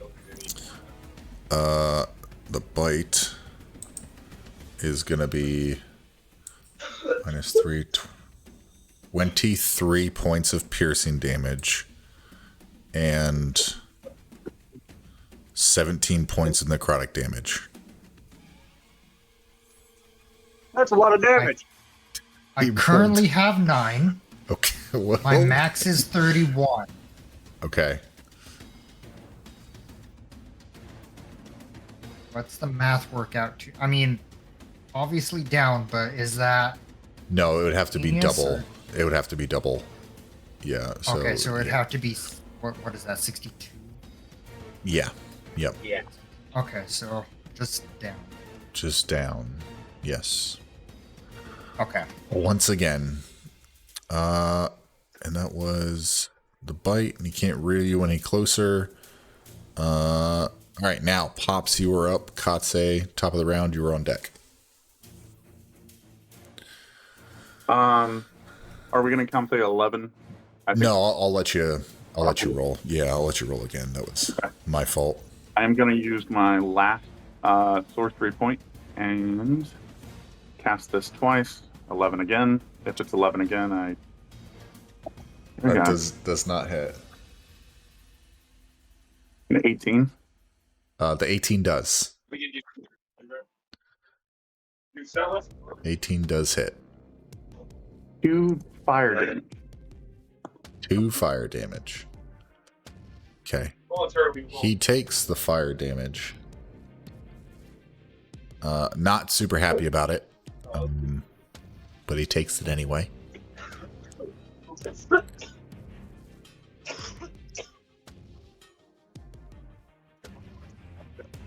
Anything else you'd like to do?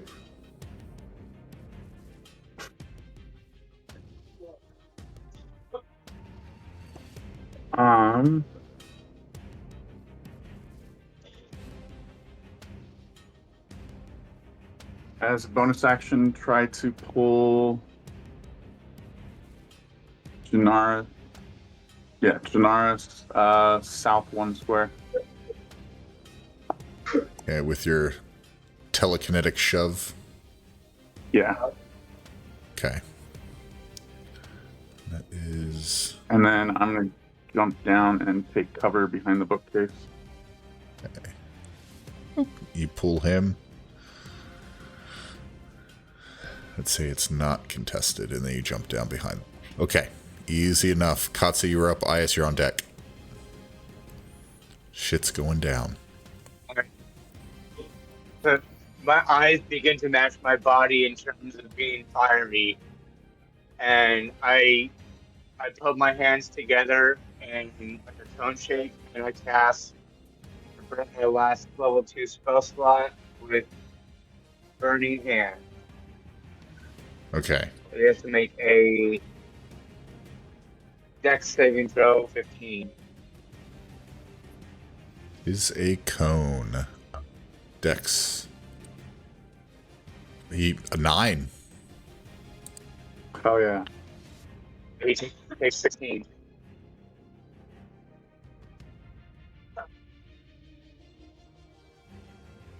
Nice. And then bonus action.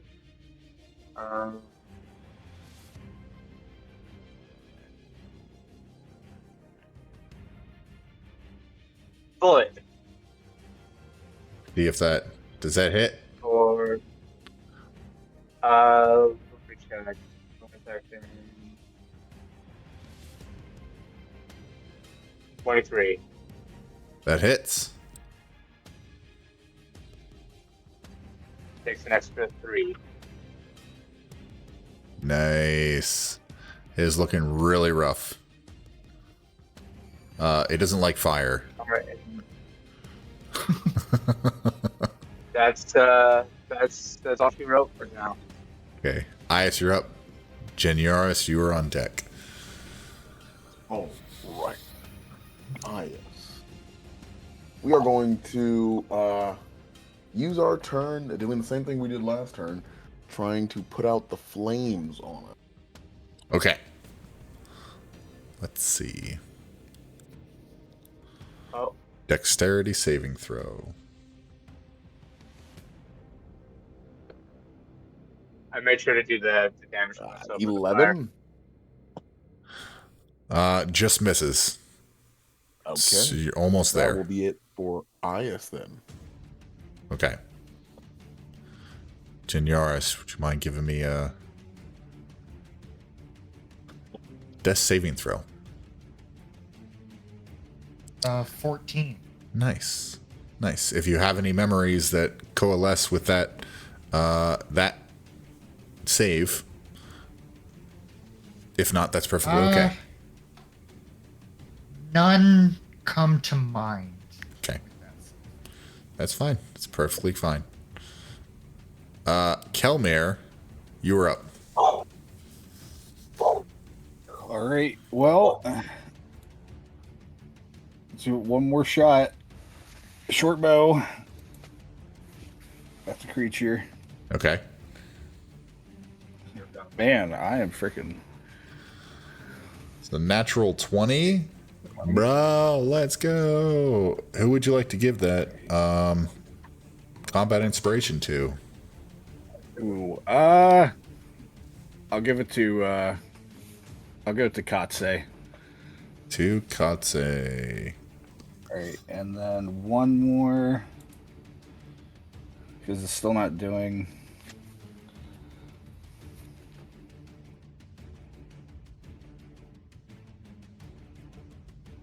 So it'd be a 2 on that. Minus.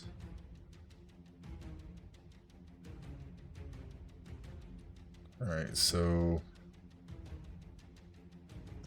it would be 5 because there's no sneak attack. 5 plus 5, 10.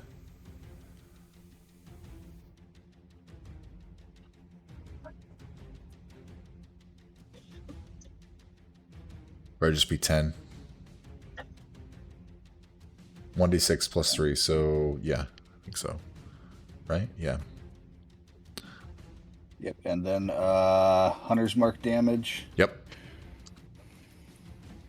for another 2. It's 2. It is looking severely in trouble currently. All right. Any minute. Yep. Well, Kelmir's just gonna stay there and end his turn. Okay.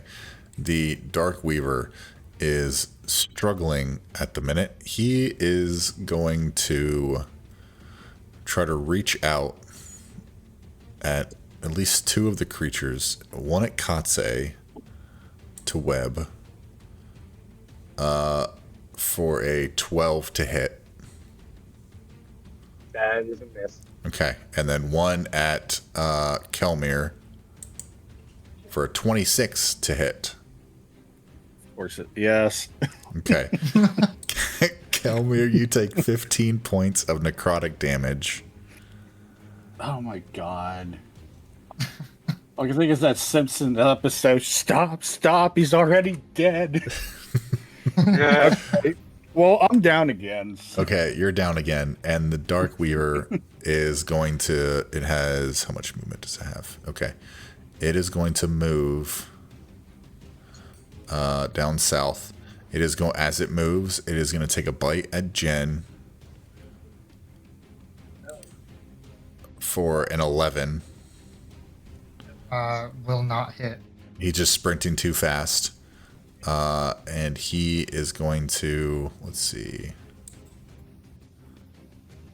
Why is this not 5, 10, 15, 20, 25, 30, 35, 40, 45, 50. He's going to try to get away, but he's also going to use his reel. Pulls you up to 60 feet toward itself. So he is going to pull Jen behind him and Kelmir with him. He's just running away and pulling these creatures along with him. Looks like he's trying to make a break for it with his food. And that's the end of his turn. Pops, you are up. 5, 10, 15. I'm going to climb on top of this shelf. Okay. Um,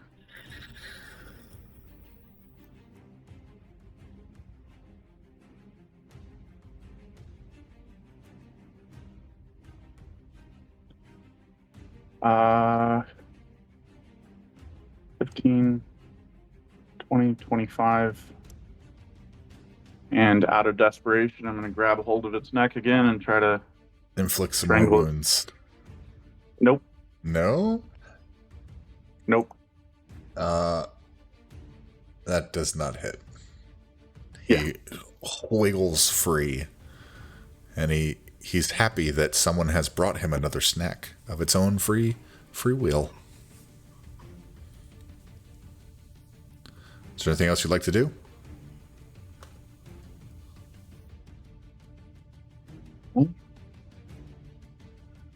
Okay.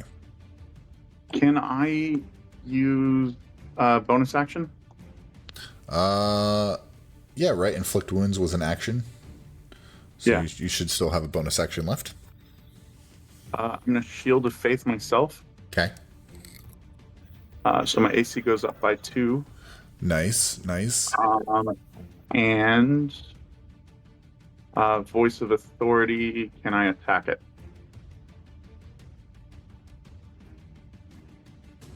When you cast a spell, yeah. Yep.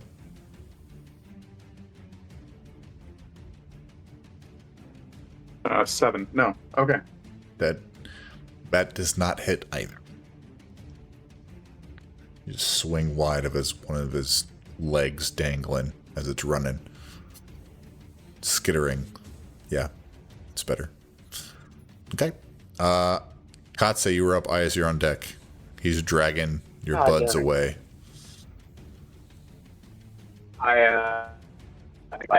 And I'm down again. Yep. You take fire damage, and you are... I miscalculated my health. Okay. So you are unconscious. You're down, are you down from this fire damage? Yeah, Or were you down before? I'm down from this fire damage. I had 4. I thought I had 6. Well, I gotta roll to see how much damage you actually take. Oh, Okay, yeah, you take 5 points of fire damage. Okay, so yeah, you're down. okay, yeah. So your turn ends. Your wildfire spirit can still act because it goes after your turn, right? And it has its own turn. Yep. So it's still up. It's gonna 5, 10, 15, 20, 25, 30. And then it's gonna tackle and hiss and shoot a flame seed at the Okay. Flame seed.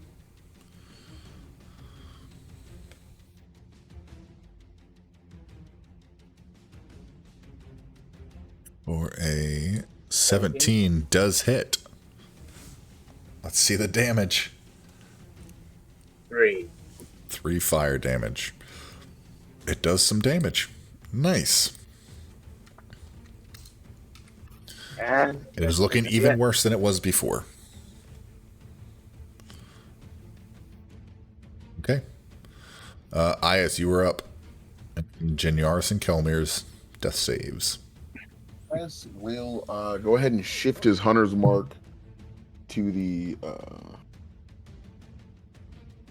what was it called again? Dark Weaver. Dark Weaver. Yes, Yes. I thought it was a dark mantle. That's the little hat things. Yeah. He'll shift his hunter's mark and go ahead and cast Eldritch Blast. Do it.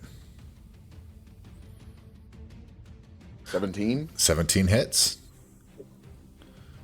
for 8 plus 2. 10 total force damage.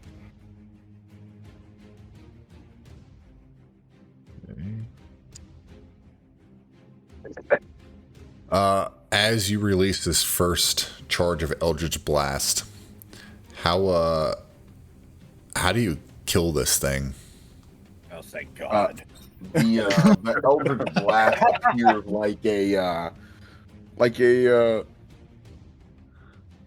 an arrow off of a longbow, and it just whistles through the air and disappears into the body of the target before dematerializing and not appearing out the other side.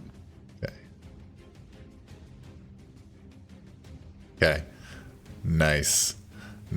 It is dead now, and y'all are now out of combat.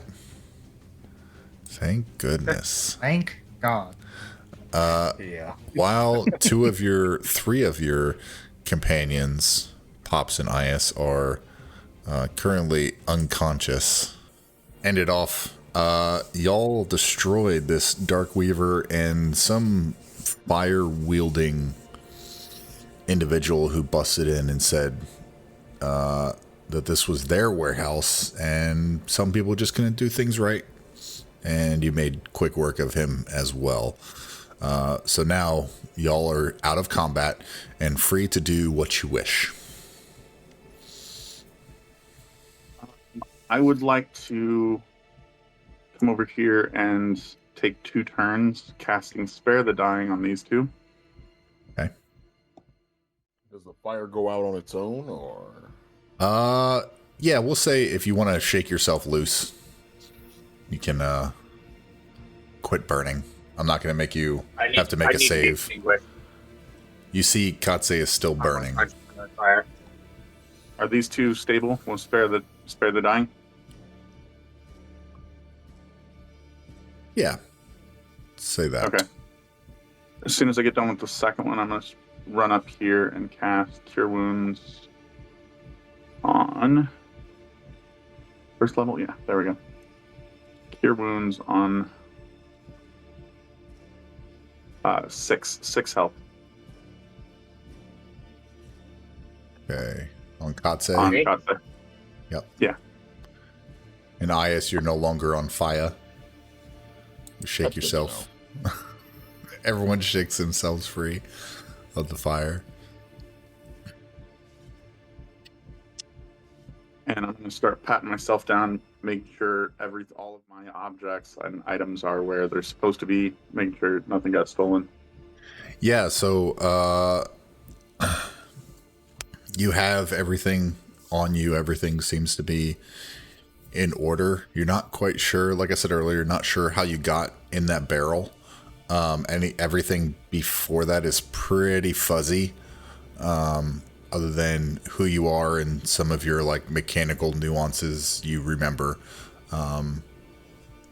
Besides that, nothing. You just sprang to, it seems like you just sprang to life. Okay. I'll ask the 2 party members that are awake if we can make this defensible and possibly take a short rest here. Y'all don't recognize this guy at all. Well, your friends are not dying, but they're not conscious either, so if we could watch over them for a short rest. Yeah, Ias would not object. I walk up to Pops and I extend my hand and like, I do not know who you are, but your assistance is much appreciated. I am Cutzel.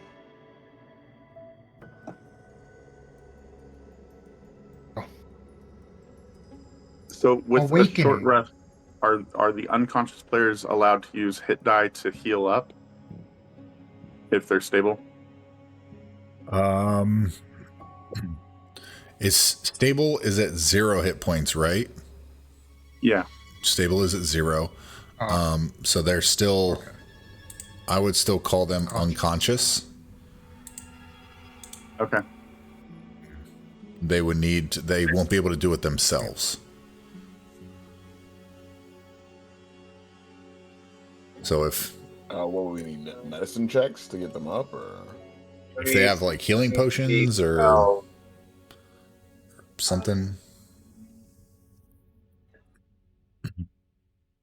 I'll go ahead and blast one of my cure wounds again at The I can druid. close wounds, both of them.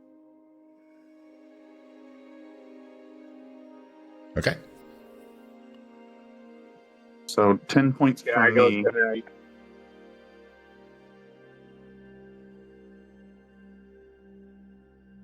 Is that 10 points to Genioris and Katse? You're yeah. taking care of Kelmir. Yeah, I'll then, since he did that, I'll use my last first level spell to cure wounds, Kelmer, Okay. for 7. Okay. No longer grappled. So now we can short rest and use hit die, right? Yeah, if you guys are going to take a short rest, absolutely. I want to look around to see if there's like any foods, like ingredients, so I can make use of my my cook skills. Yeah, roll me an investigation check. As you do that, Parisa trots in like through the door and like looks around at everything that happened and says, I'm sorry, I didn't think there was anyone else here. That's I was scared. I'm not really a fighter. I'm sorry. Now where's that portal? And she like makes her way like around the edge trying to find a portal. So while she's doing that investigation check, let's see, she's here. Yeah, so what's up? I think my short rest thing is broken. It's all right though. I will just manually roll my hit die. Yeah, it does a weird thing sometimes. Katse, you find a handful of different spices that you can choose what they are. Say a few little jars of different spices, and some herbs throughout. There's some like salted meats that are in one of the boxes just waiting to be sent somewhere. There's probably enough for two meals worth for the full party of like salted meats. Alright.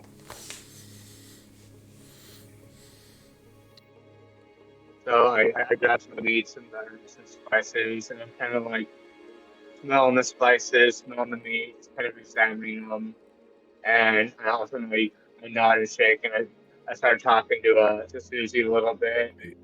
He chitters and comes with me. He heats up one of the pots for me. I throw it in, and I cook says special food. Special I can cook special food for 6 creatures. And anyone who chooses to eat the food gains an extra 1d8 when they use a hit die, if they use one or more hit dies. Perfect. So y'all can add a d8 to your short rest hit die healing, if you so choose. Anyone looking at the old dwarf, the new addition to your party, sees him curl up in a corner of one of the shelves, and he'll take out of his pack the metallic orb, and he'll reach down inside of his vest and pull out a vial of thick red liquid and pop the cork off and consume it. Gonna give me my sorcery points back. Okay. During a short rest once a day. I add the manual 4. I see what it's doing now. Okay. That is incorrect. Okay. What do I click on to just roll a die? There should be a little dice on the bottom of your screen on your, like the character sheet, bottom left-hand side. There's a little red circle with a d20 in it. Now I got Plus,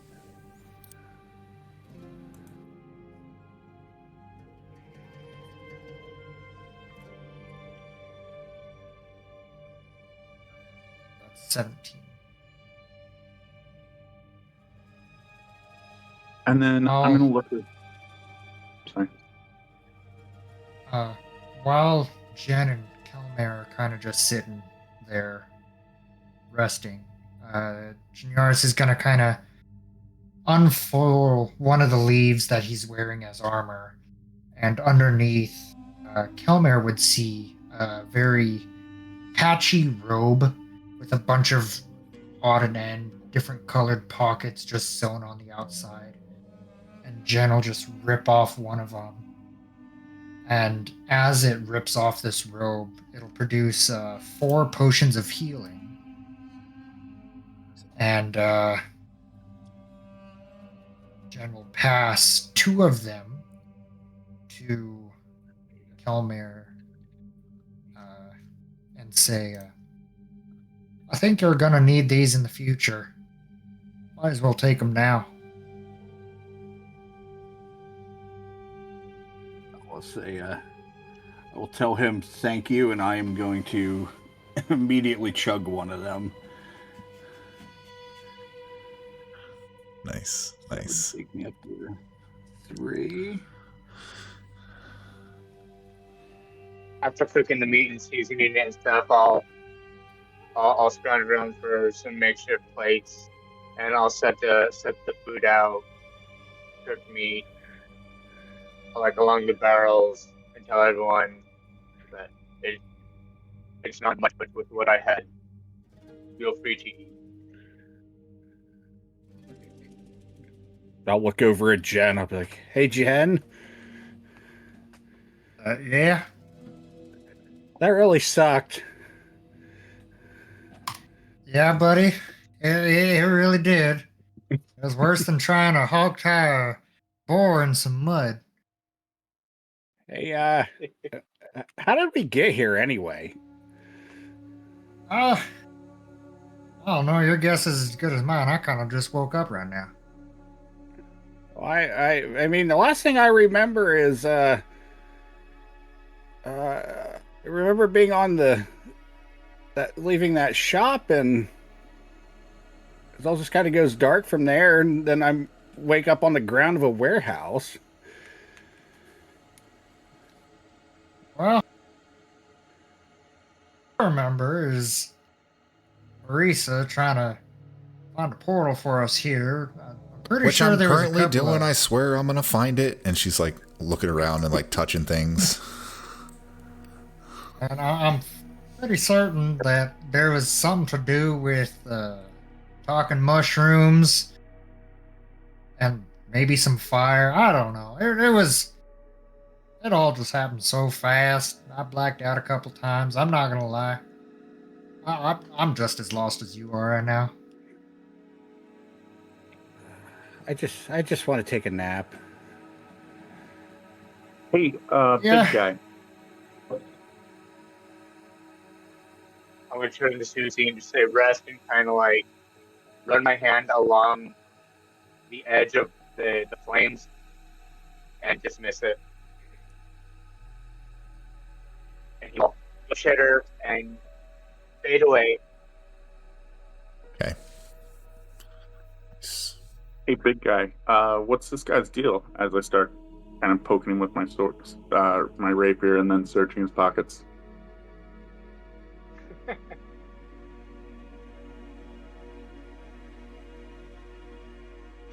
Nice. You're a big guy, by the way. Oh, I wasn't aware you were referring to me. Sorry. You're 2 big guys. I just would respond seemingly unaware of what you're trying to actually ask him, and he says his deal is that he's dead. You looked pretty engaged with him, and like you might recognize him. DM, would I have figured out by now why he was so off-putting to me? Roll me. History really doesn't help. Insight check, please. Okay. I would have removed like the hood and mask or anything. 15. 15. Okay. A couple things kind of wave back to you. Kind of like waves crashing against a shore. You remember the first thing that pops into your head is Allison Nelesia and the Mercy Killers. And the second thing that pops into your head is a hatred for a name that pops into your head, the Hands of Havoc, or the Wreckers, or the Wreckers is what most people call them. And the 15 will get you that you were in a faction that did not really get along with these wreckers. But you can't put a name, or you can't put a face to that name that pops in your head, the Allison Nelesia. You can't put a face to it, but you recognize the name that just pops in. Just everything kind of crashes all at once. He would turn and respond that this man was, and he looks like he's searching for the right word for a moment, and then he looks like he's found it, and the face is replaced with one of disgust. And he says, he was a vagrant, a stain on this city's pristine reputation. He needed dealt with.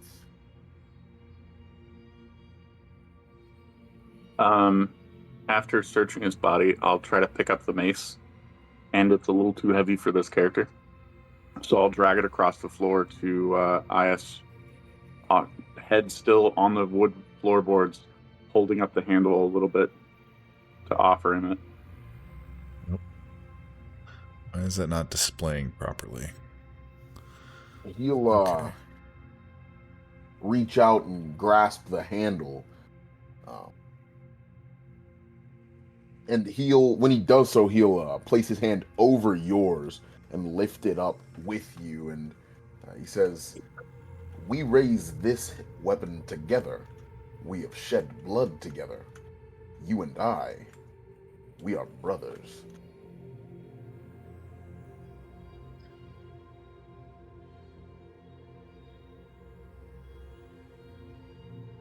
Oh, it doesn't actually have a stat for it?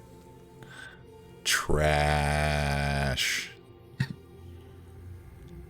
But he's homebrewing something. Yeah, I might have to. He's pretty good at it. Might have to homebrew something for that. Realizing the rest of the party has gathered around us, I'll say, does that make us all brothers?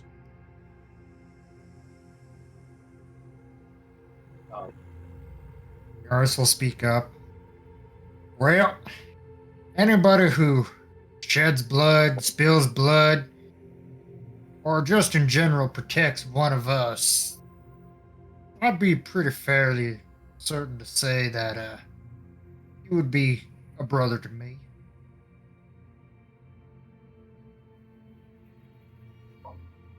We have fought together. I feel we too shall die together. Many times. Yeah, let's not do that. or not anymore. Kotze's had a few run-ins with death itself. Or was it somebody else? I can't really put my finger on it. I just know this dude showed up, and next thing you know, it's like we knew him already. Elmer's gonna go up to Pops and he'll say, hey, new friend, what's your name? Most people call me Pops. I think it's a nod to the age or the wisdom. But I go by time. Oh, yeah, Pops, you look really old. Thanks. Hopefully you have lots of time left in you. Here's hoping. Real quick, did I need to roll anything for looking for any tinkering parts? Anything that could be used for tinkering later on? Yeah, go ahead and give me an investigation check if you're looking around for that. Is, as this is all happening, conversing, your hand absentmindedly kind of goes into one of your folds or your pockets, and you've, after the memories that came to you, you touch a piece of coin, and that item that that's in your inventory, you touch that. You know what I'm talking about? Mm-hmm. Okay. Yep. I know exactly what it is. Yep. When he realizes he's touched something that he wasn't familiar with before, he pulls it out and looks at it. It's a small token of some sort. I'll drag it into the chat if I can. But it's a small token. It's the face of a dragon with like thin whiskers and wide wings around the edges of the token, and he kind of shows it around the room and says, "Does this mean anything to any of you?"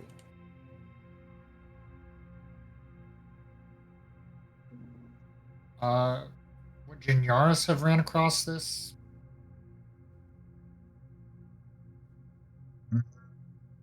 Yeah, roll Yeah, everyone who's roll a looking at it, check give on me that. y'all. I think. Insight, history. Uh,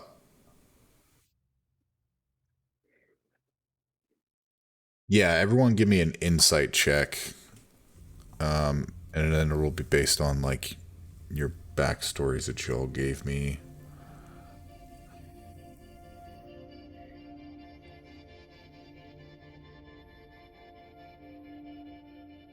Okay.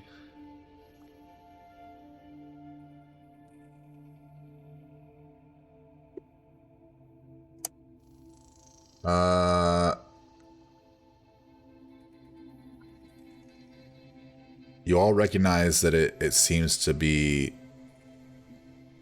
some kind of faction token that's given to members of factions, but I think with y'all's backstories, I think the only one who would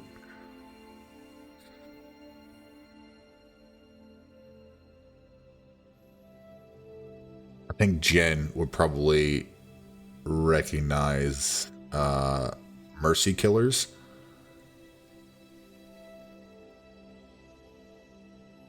Believe.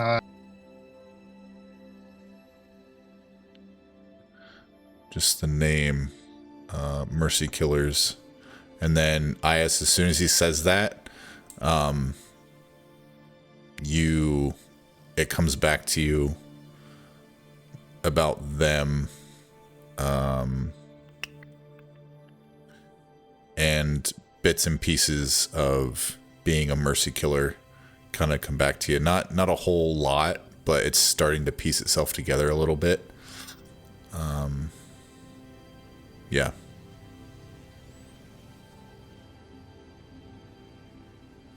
Cool. He would keep his sudden Yeah. realization to himself, and then just kind of tuck it away. Wouldn't mention anything about it. Okay.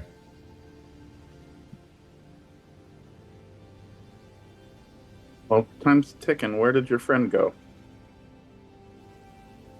I'm over here. I'm trying to find this damn portal. I'm working Can I on help? it. What are we looking for? The portal, and she like rummages around. She's like, this is really kind of tough at the minute. Anything really here can open the portal. It can be as insignificant as like a corner piece to a lock on one of these boxes, or it could be like one of the cogs over there, and she like points off in the distance, just like sitting on a shelf. It's supposed to be on this wall over here, but I don't see it. And she gets like super flustered. You know how, like, if you all remember The Mummy, right? How Benny takes out of his chest all the religious medallions and starts working through them. She's kind of doing the same thing with like things in her pack to see if she can get something to have a portal show.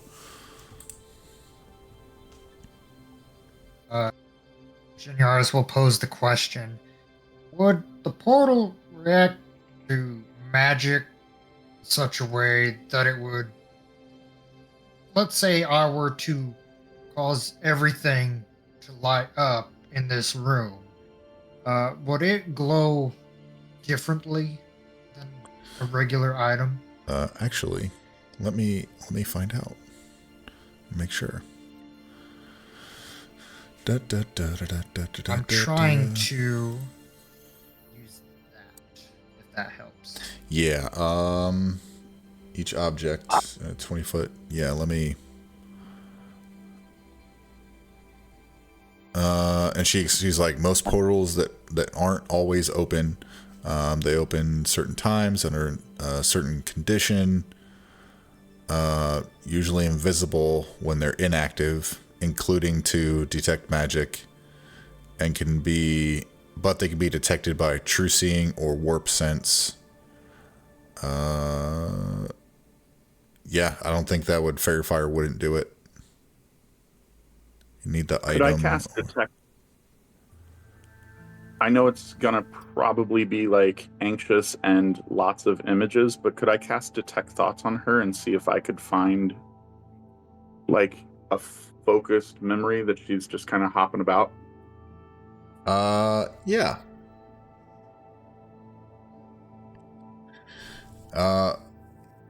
What you get with base level detect thoughts is somewhat panicky. I knew it was here. It was supposed to be here. This is not good for business. I'm never going to be able to work if I can't show people around. They're going to tell people I'm not going to get paid. No one's ever going to pay me again. I'm not going to get any work. I'm going to have to go live in the sewers. I hate rats.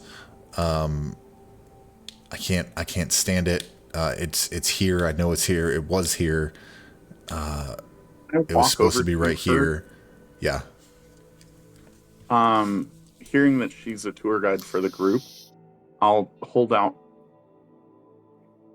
10 gold, and tell her I wasn't contracted for the tour, and pay her for her services.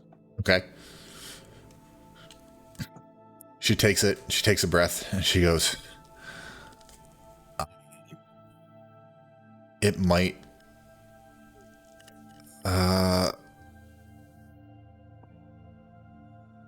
okay. And she like starts to slowly like walk around the area that it's at, that the portal's at.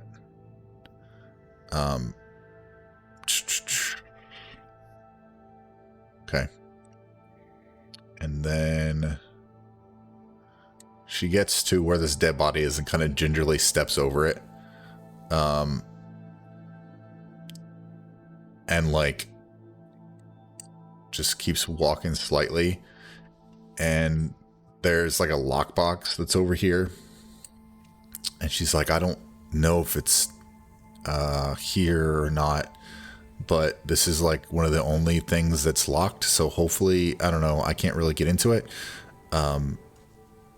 But if y'all want to try to open it, maybe there's something inside. I don't know, but maybe. And it's she points to like a box that's probably about, it's basically the size of a Foot Locker, and it has a pretty heavy lock on it, and it's like on one of the shelves. She like stands off next to it. I don't have these tools.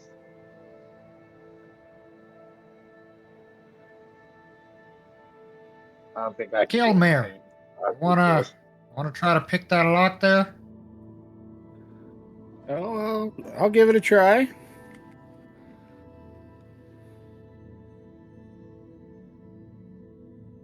Seeing him attempt to do something, I'm going to cast guidance on him.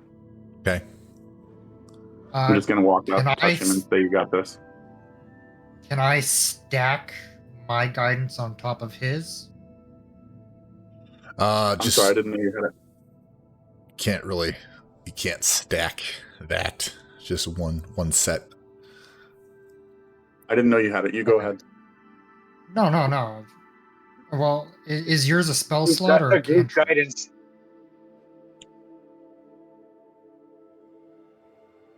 Yeah, having said, do you want to try and pick this lock? I'll touch him and kind of reassure him from the events past, and you have guidance at 1d4.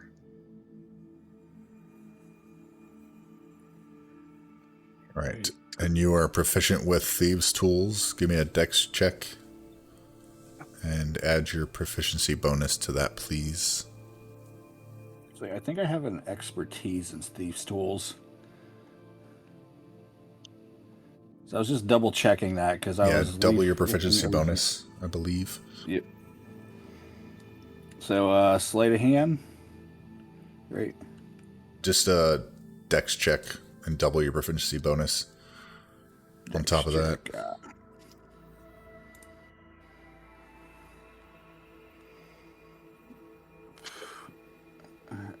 10, so what that'd be 12. Is your proficiency bonus 2 or 4 or 1? It's 2. So it'd be 14. Oh yeah, 14. Yeah. Okay. It doesn't seem to budge, unfortunately. It seems to be locked still. One of your little tools kind of breaks off as you attempt to... It's one of the lesser used tools, but you're unable to open it. Your guidance to that. And your guidance. I did not add guidance to that. What was it for guidance? I'm sorry. 1d4. You would need to get a 4.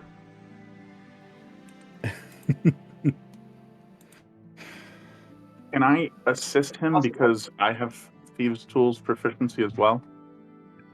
If he needs it.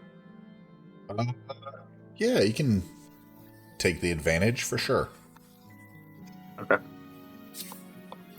So, Cameron, go ahead and roll that again. Roll your dex check, double proficiency bonus, and your guidance. Okay, that'll do it. You don't need to do anything else. Okay.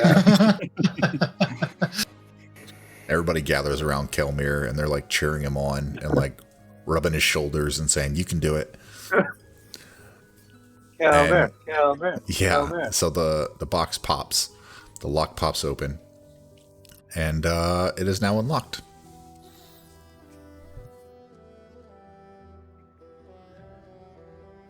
And I'll say, well, Priesty, you know what you're looking for. I'll kind of back up and let her do her thing. Okay. She opens it up, and inside there's a handful of things. There's a few sacks, little pouches, probably larger than your hand. There's about 4 of them in there. Excuse me. There's a few items that are in there.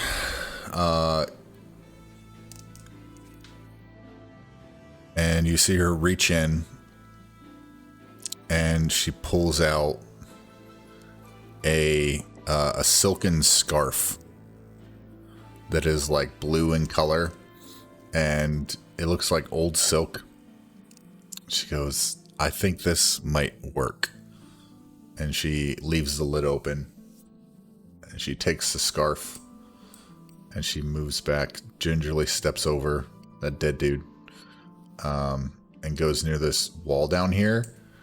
And as she gets near it, you see a glow between the windows about here.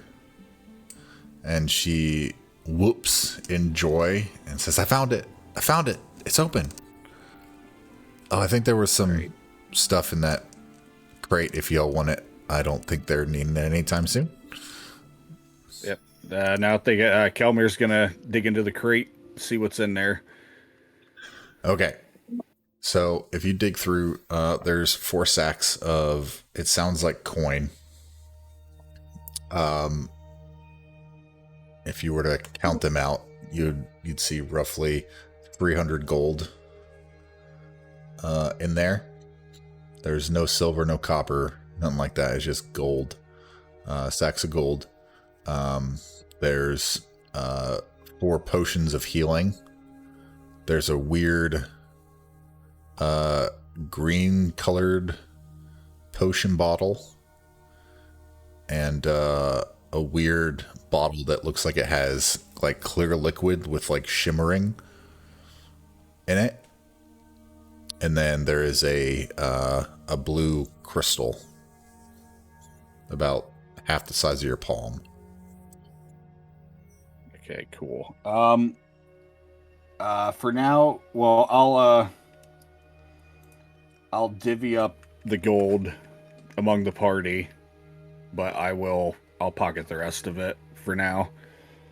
Okay.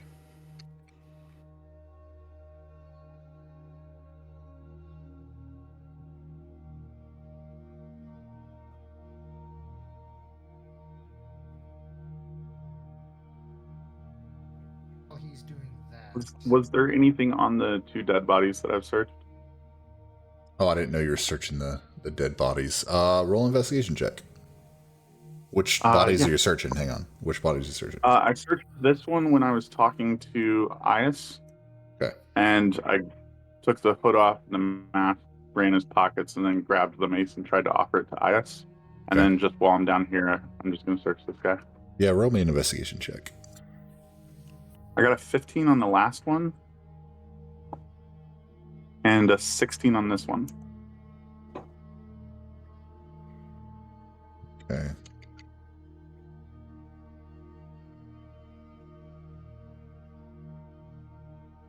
Okay. So from the fire starter and this other's dude total, you find 10 gold. Okay. And then each of them have a small token of a crest, a little like kind of like a Ias's slightly, but it's charred and it looks older and like burnt. And let me see if I can put it in the chat real quick for y'all.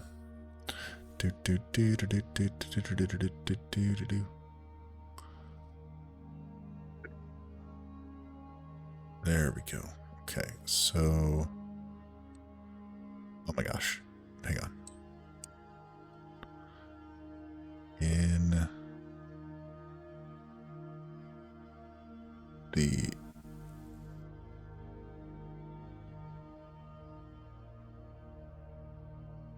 there we go. Okay, it's in the chat.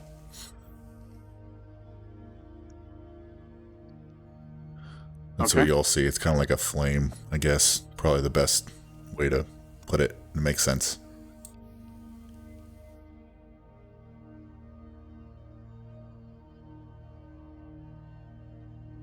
And who knew, who spoke about the other token that we were shown?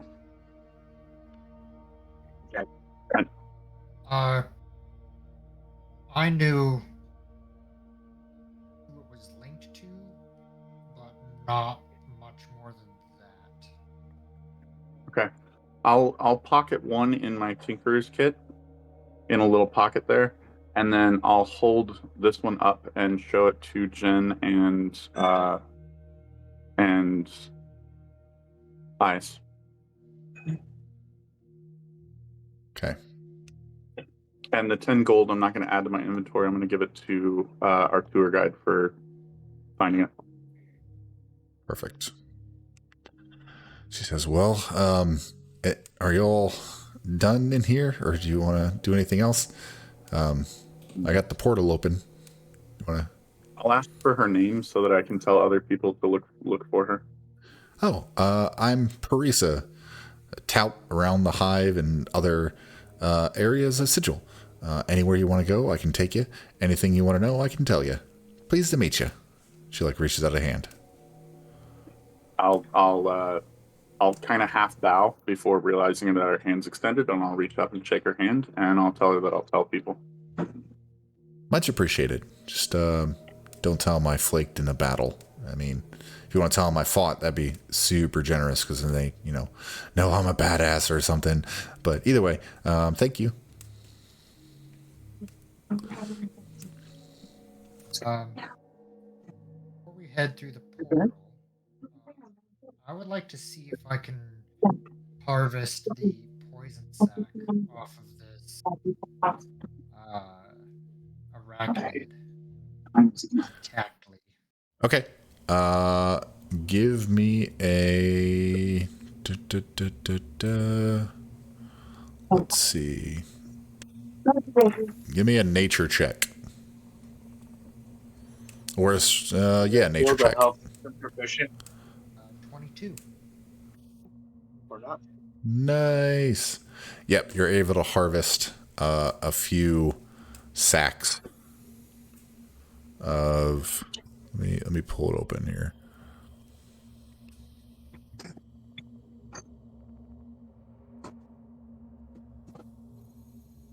Okay. A few sacks of poison. However, this poison does necrotic damage. 3 sacks. Little sacks. They're all 1 use apiece. Okay.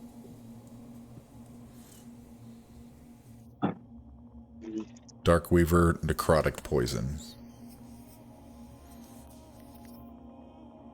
And they do each 1d10 necrotic damage. Ooh, nice. Yep, upon use.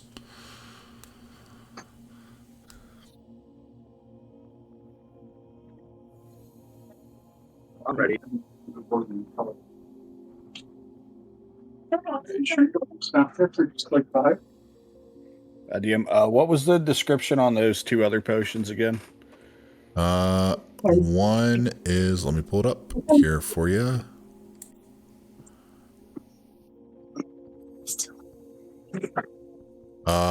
One was like a greenish tinted potion. The other one was like a clear potion that was like shimmering, like silverish.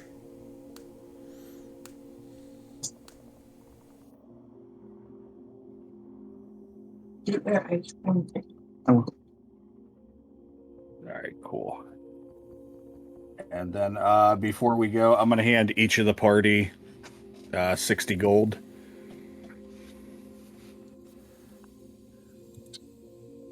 Nice. And let me see here. And then I'll give Pops and Katse and Is a potion of healing, since I know Jen already has a few of them. Okay. Perfect. Awesome. Much appreciated.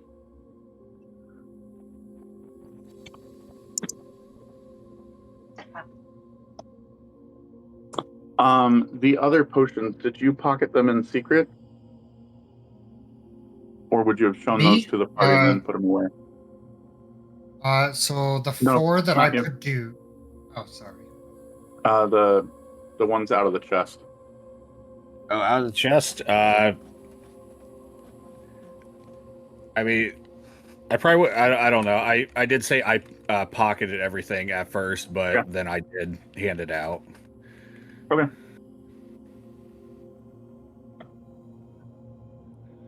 Risa starts to move forward toward the portal. If y'all will follow me, please.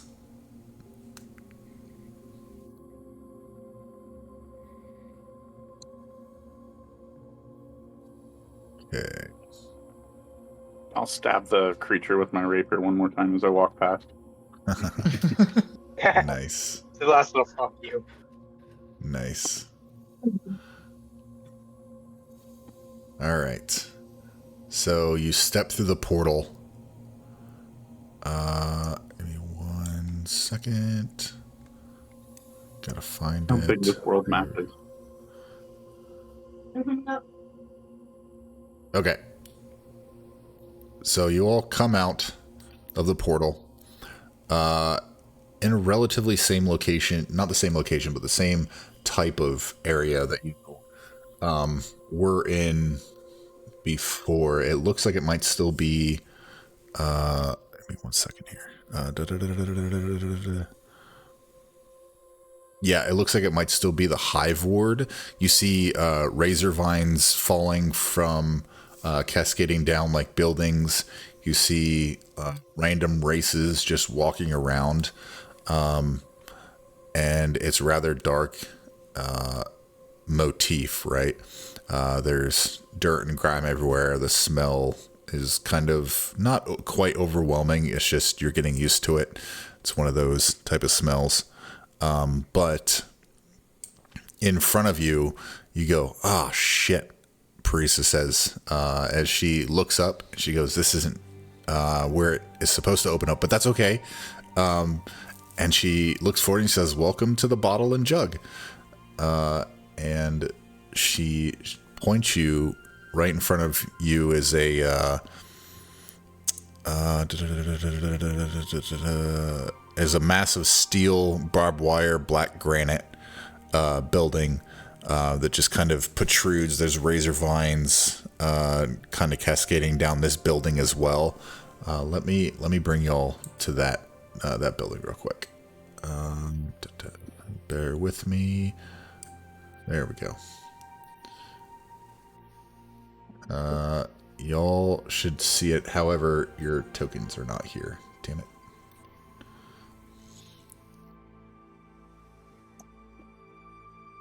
I should have took y'all with me.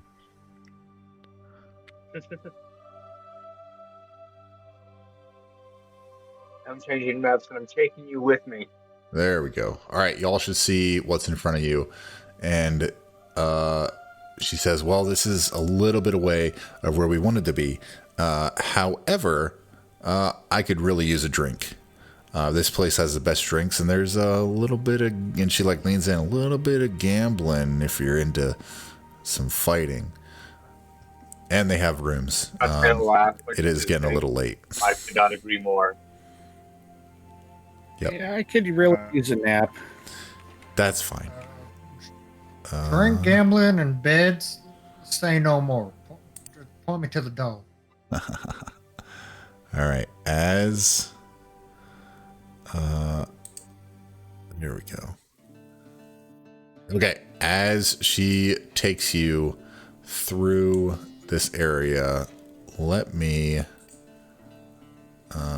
reveal what it looks like. In the meantime, I'll lean over to one of the party members, whoever's closest at the moment, and go, where were we supposed to go? Because I don't know anything about where we're supposed to go. I'm assuming you just lean in general. Conceal just shrugged. And then I was kind of walk and follow Parisa. Okay. As you... Jen will. Yeah, go ahead. Jen will hear the question and say, well, we were supposed to go to some institute of education or something like that about the planes and the portals or something.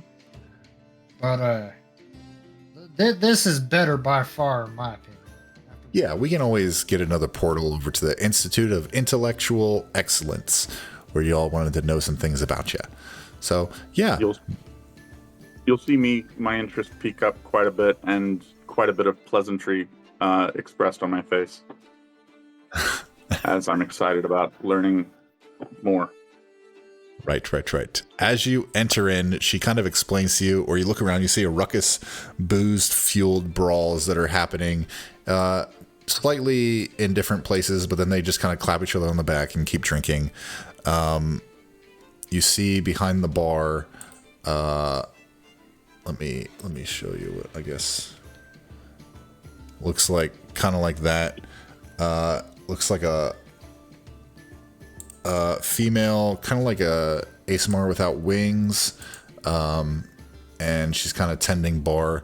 Parisa walks in and says, "Hi there, Beatrice. Long time no see. Are the fight still going on?" And who she was talking to says, "Why, yes, Parisa. Right, Parisa?" She goes, "Oh yeah, that's me. The fights are just through the back door.